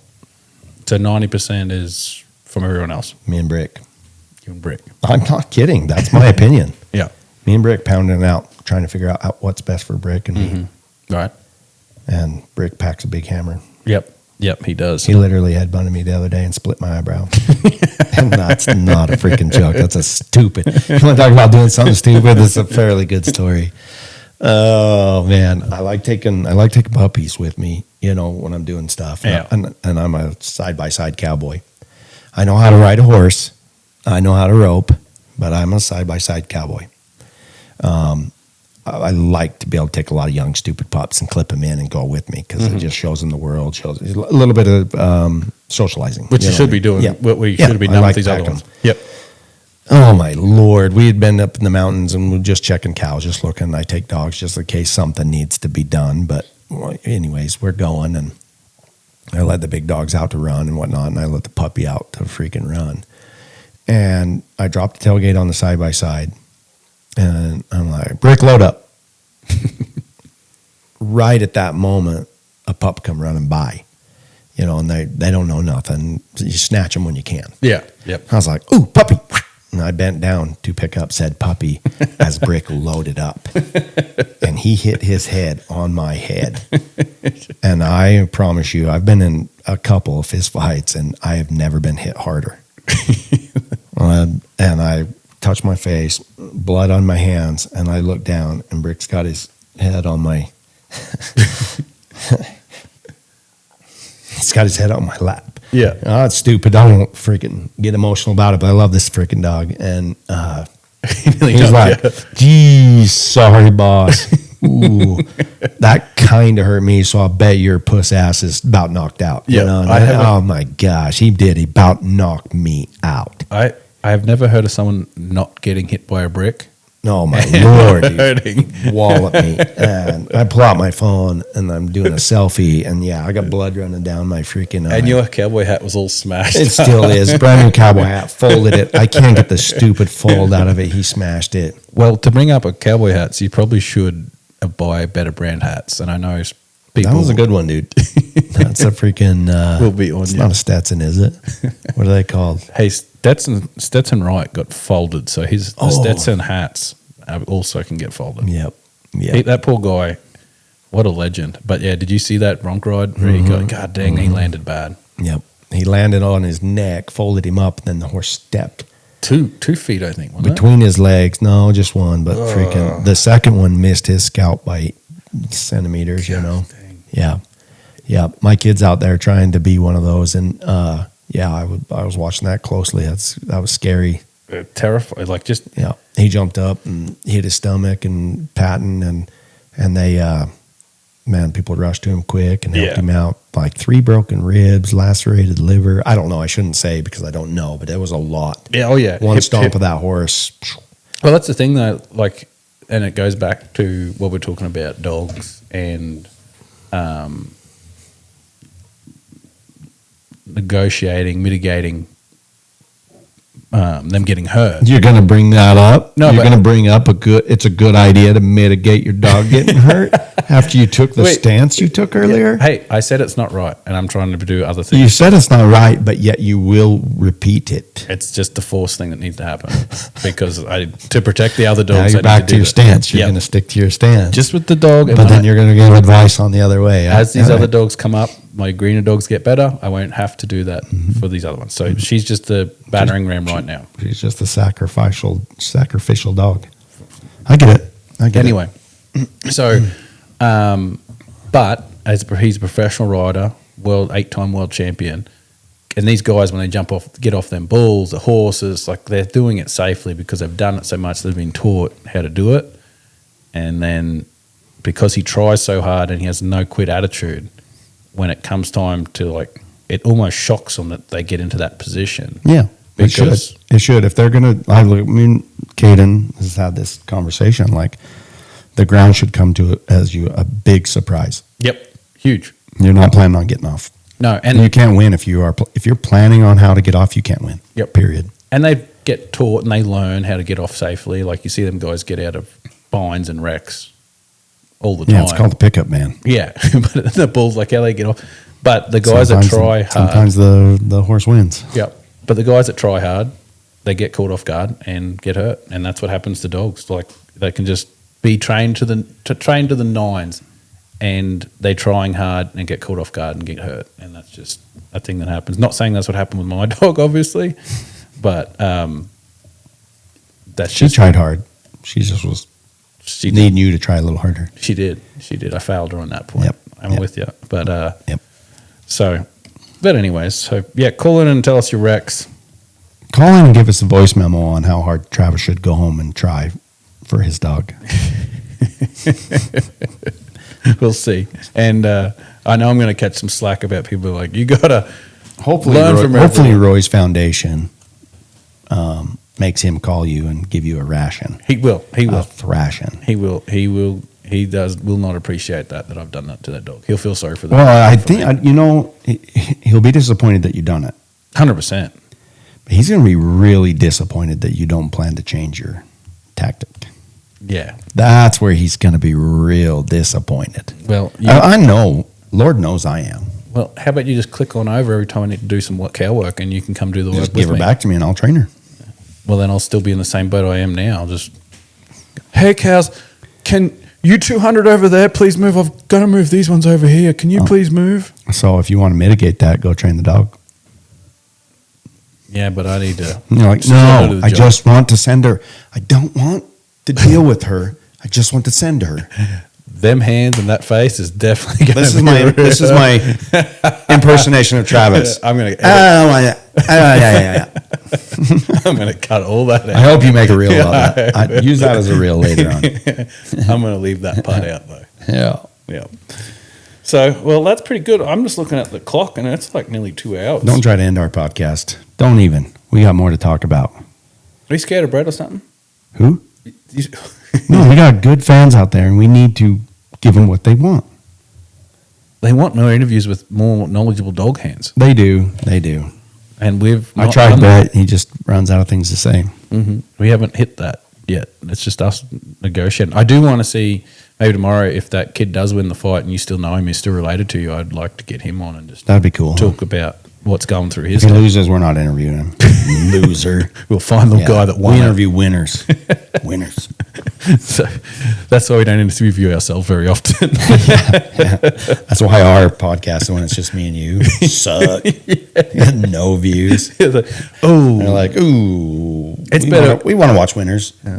Travis can go back to not doing interviews until he gets some nice, Yeah. good people to talk about. But Yeah. it's coming up. I'm hoping we've got a You plan want to on a talk trip. about our pups from Brett? Sure. Yeah, I got it. Oh, Ticket. Yep, you've got. What'd you name yours? Try. Try. Yep, try time. Because we're hoping that these two pups are our second competition dogs. When this competition's over, the next one starts. Those are going to be our next competition dogs. We both got a pup from Brett Caber. They're like 10 weeks old, 12 weeks old. Yeah, just puppies. I called mine Ticket because it got Travis a ticket. Oh, Remember? I forgot about that part. And I remember that podcast, you talking so much smack on me about I wrote being able to tickets, but park. I was thinking the dog. Yeah, not so much smack on me for bringing this up. I got a ticket in Park City for Chance's puppy, and he's Barking in a kennel in the shade. People felt bad. Yep. Called Oh. the cops on us. Travis got a parking ticket. We did not get anything for the dog because we weren't breaking the law. and so, but that's in a whole episode. Please And go then back and listen to it. then we freaking talked about Travis getting a your ticket, and we was laughing. Mark ass is like, because you can't park, you can't do this. Well, what it was, we thought that your truck had dog boxes, and I was in my wife's truck. Yes, And we're like, the guy obviously ticket the targeted two. the freaking man with the freaking dog box. Yeah, we go to leave, and I had a ticket in my window too. Sons of bitches.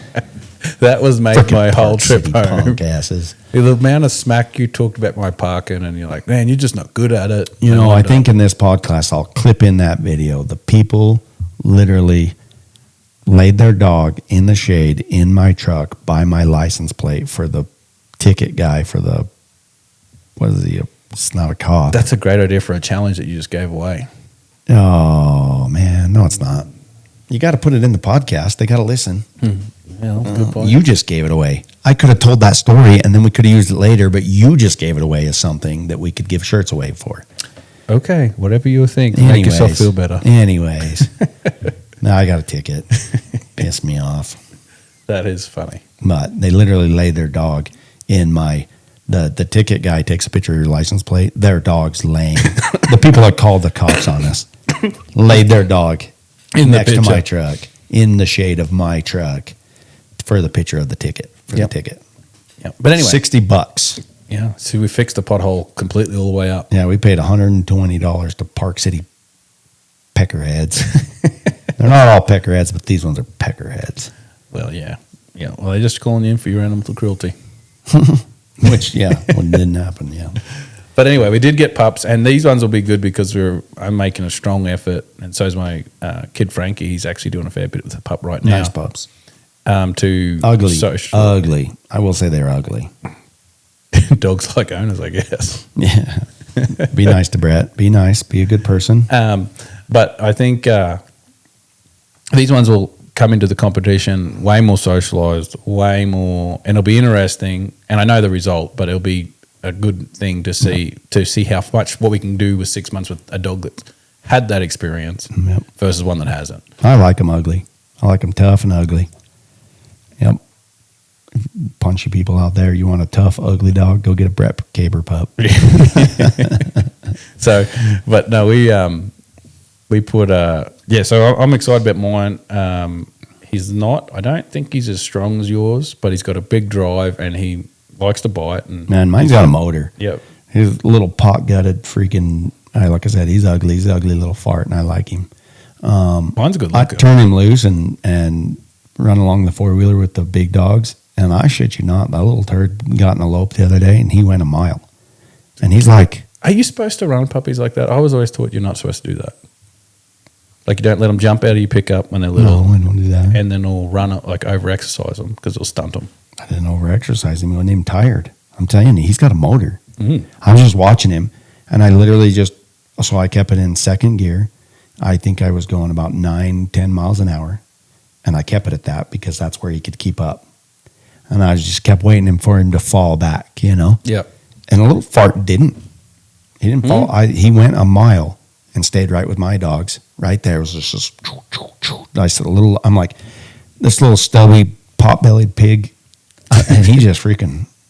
He's got some Grit. He's got some grit in there. Yeah, and then put him on sheep, and he goes right in. And I mean, he's no brick, but he's a nice dog. Yeah. He's a nice pup. I'm excited for him. Yeah. I think he might be your next Brick. Yeah. Well, he's Brick's grandson, I believe. Yes, he is. Yep. He's out of Brick daughter and Brett's Walt dog. Yep. Nice dog. Yep. So, no, and that'll be the next comp. Two nice dogs. Really nice dogs. Yeah. Those are the next comp dogs. Yep. So Excited. Yeah, we'll see. They look exactly the same, so you can't tell really which one's which. Yep. They do, except mine's not that ugly. Mine's ugly. He's rough looking. He's got two different colored eyes. Does yours have two different colored eyes? Yeah. Yeah, he's got a blue eye and a brown eye, and he's got floppy little ears, and he's tricolored, and I hate tricolored. I don't mind, like, Brick's got a little brindle in him, flecking. Would you say that's a try? It is, but it's not the big dots on the face. I don't care for the eyebrows and the dots on the face and the, Let's get into I don't care for that. Let's get into that. Okay. Of the colors of people's dogs and what they don't like them. But reality of it all, work is my favorite color. Oh, yeah. And that's the color that I could care less what your dog look like. As if it's a good dog, it's a good dog. That's what I say. He's an ugly little fart, and I love him. Yep. Yeah. But so I think people are breeding for these looks and everything like that a lot of the time. But yeah. Biggest turn off in the world for me is when they say, send me a picture. Yep. I'm like, you mean video? No, send me a picture. Yeah. Like, I still want to make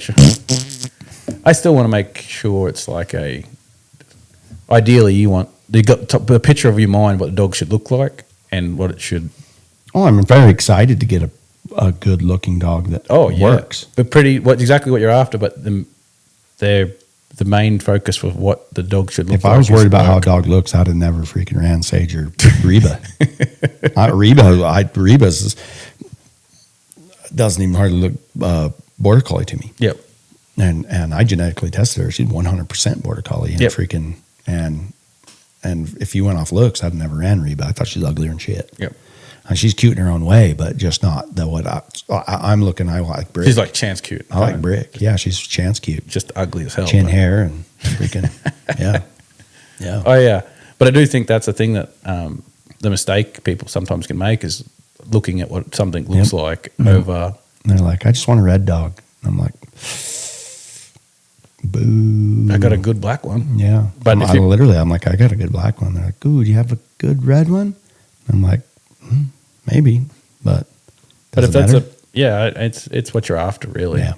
And it's just I like looking at them pretty red and white buggers that are just well put together. Black, whatever, it doesn't matter. But their work's got to come first. Yeah. I love my. If you're gonna name my dog that I like a freaking big bone, traditional black and white. The less brown on them, better. I don't mind if they have a little brindle in them like Brick, but if he had none, I'd like it better. Yeah, that's I like slick-haired prick ears. Yep. Love it. But taller, bigger dogs. I have short more dogs that don't look like that than that do. Oh, me, yeah. Because I like work. Yep. I think that Slim was a very pretty dog. Yeah, beautiful. Really pretty. I thought maybe a little stronger back would have been helpful, but or a little better training. Yeah, but I would have liked her a little bit taller and all different things. I like a taller dog, but I don't have any really big standout tall dogs. I like a big dog. Yeah, I do. Yep, and I don't know why, but I do because they say, oh well, they can travel country better. I have plenty that are littler guys that can go just as far. Yep. I swear to gosh that their ability to travel is their heart. Yep. I'm not kidding. Whether they're big or small, I've seen little teeny dogs go all day and never fall behind at all. And I've seen Brick's a big dog. He's a big dog. And he could go all day. Yeah. Just travel. And he could go fast. He could run. You know what's funny? Can't jump. Can barely jump high enough to see out of the horse trailer. You could hear him in there frustrated as can be.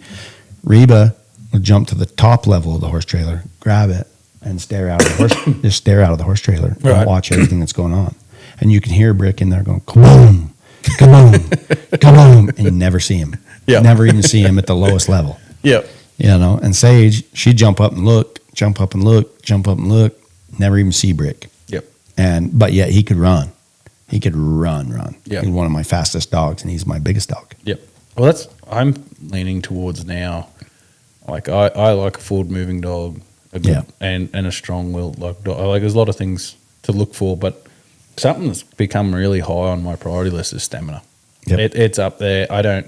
If you don't have that, you can be, well, like River, the dog I'm talking about. She just doesn't have a pile of stamina, but she has so many other good traits. If she had, and it's so easy to pick falls with every dog, but I think stamina should be up there because no matter how good they are, if they can't make the end of the day, they ain't much good. Man, you're just on a shit talking streak with my kennels today.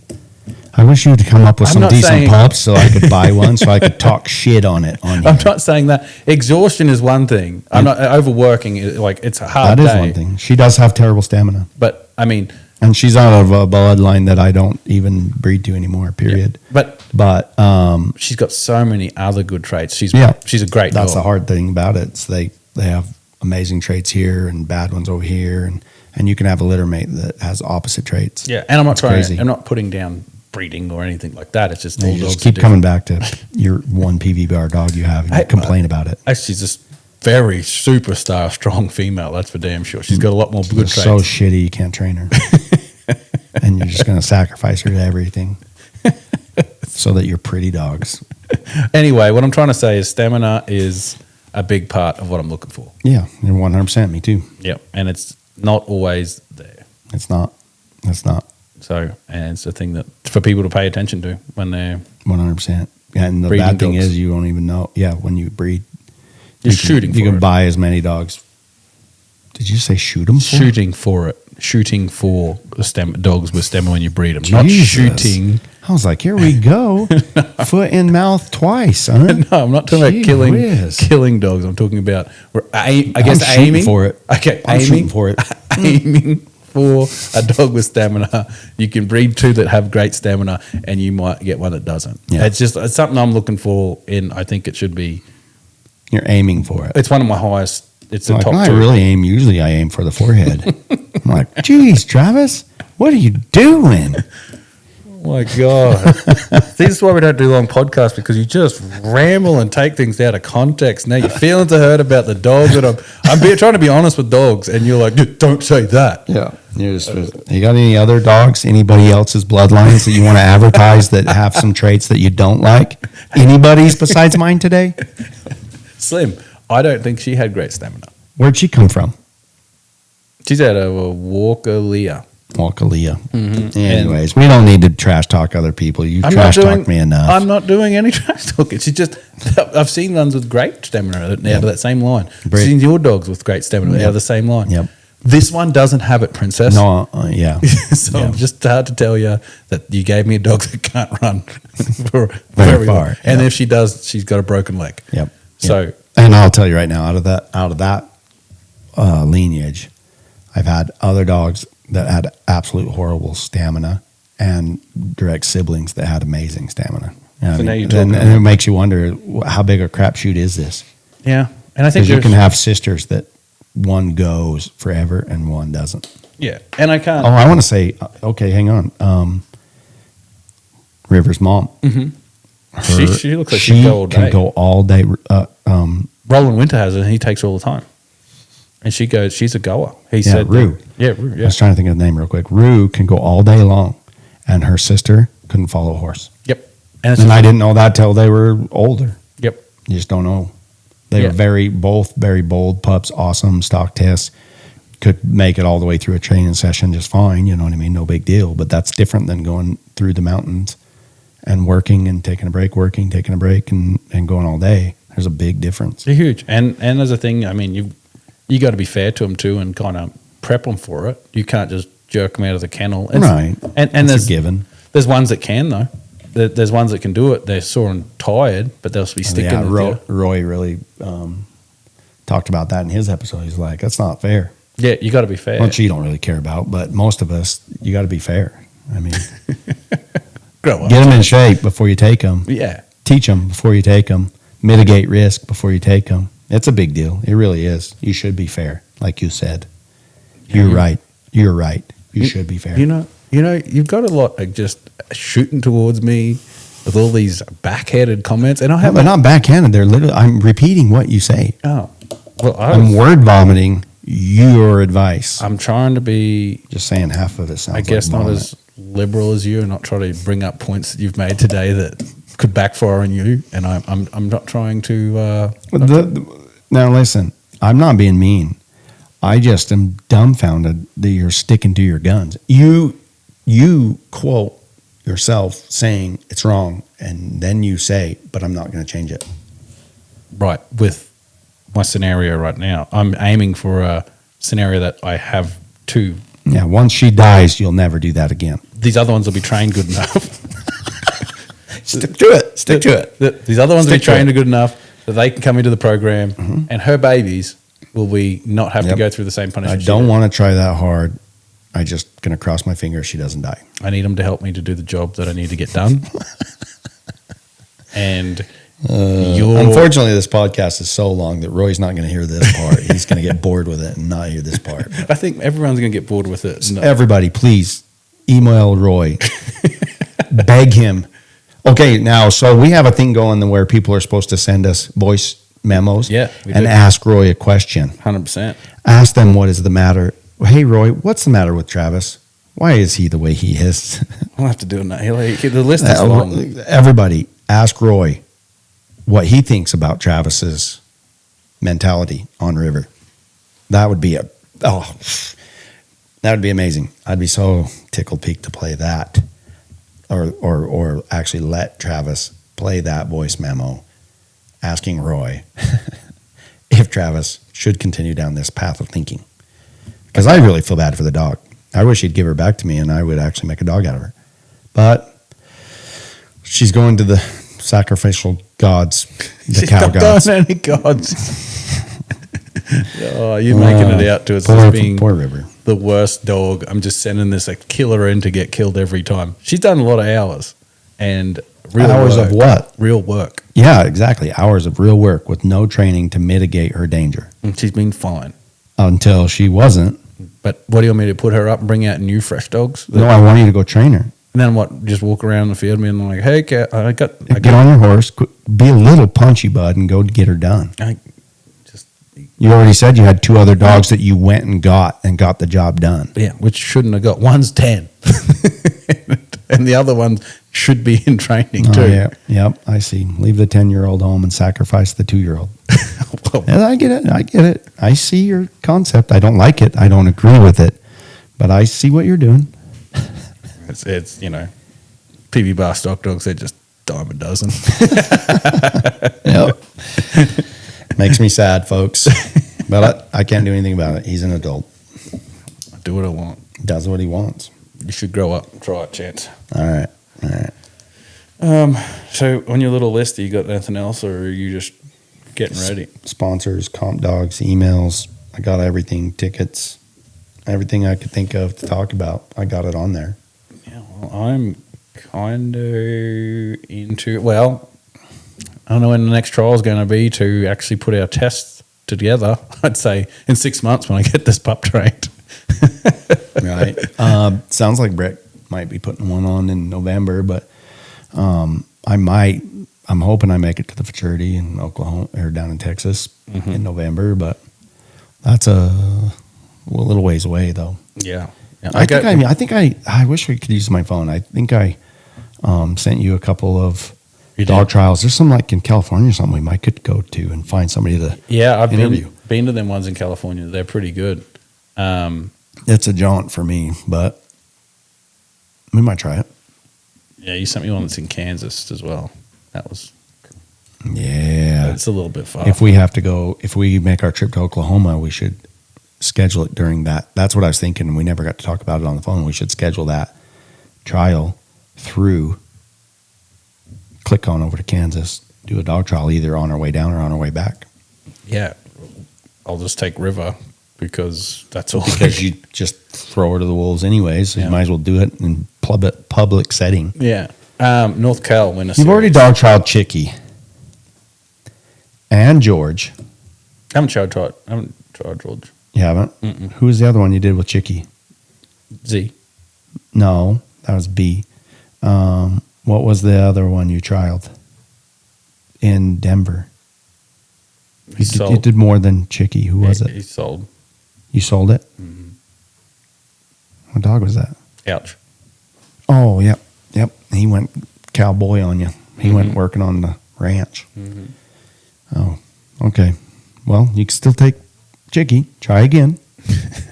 Oh, wait. Do you want to do more training on her before you show up again? Just got to get more competitive. Yep. Got to get more competitive. Yep. She's out there doing some real work. But Bill Dale's putting on that North Cal Winter Series, and I went to it, the last one. He does 3, I think. And I went to the last one, and it was fantastic. Really? It was great. Maybe Wonderful. we should try it. I mean, it's 3 trips, but Yep. It was a lot of fun. We went down there. It was really, really good. Yeah, maybe they we'll do have to try that. do one. a great job See down how it there. So lines up. When's the first one?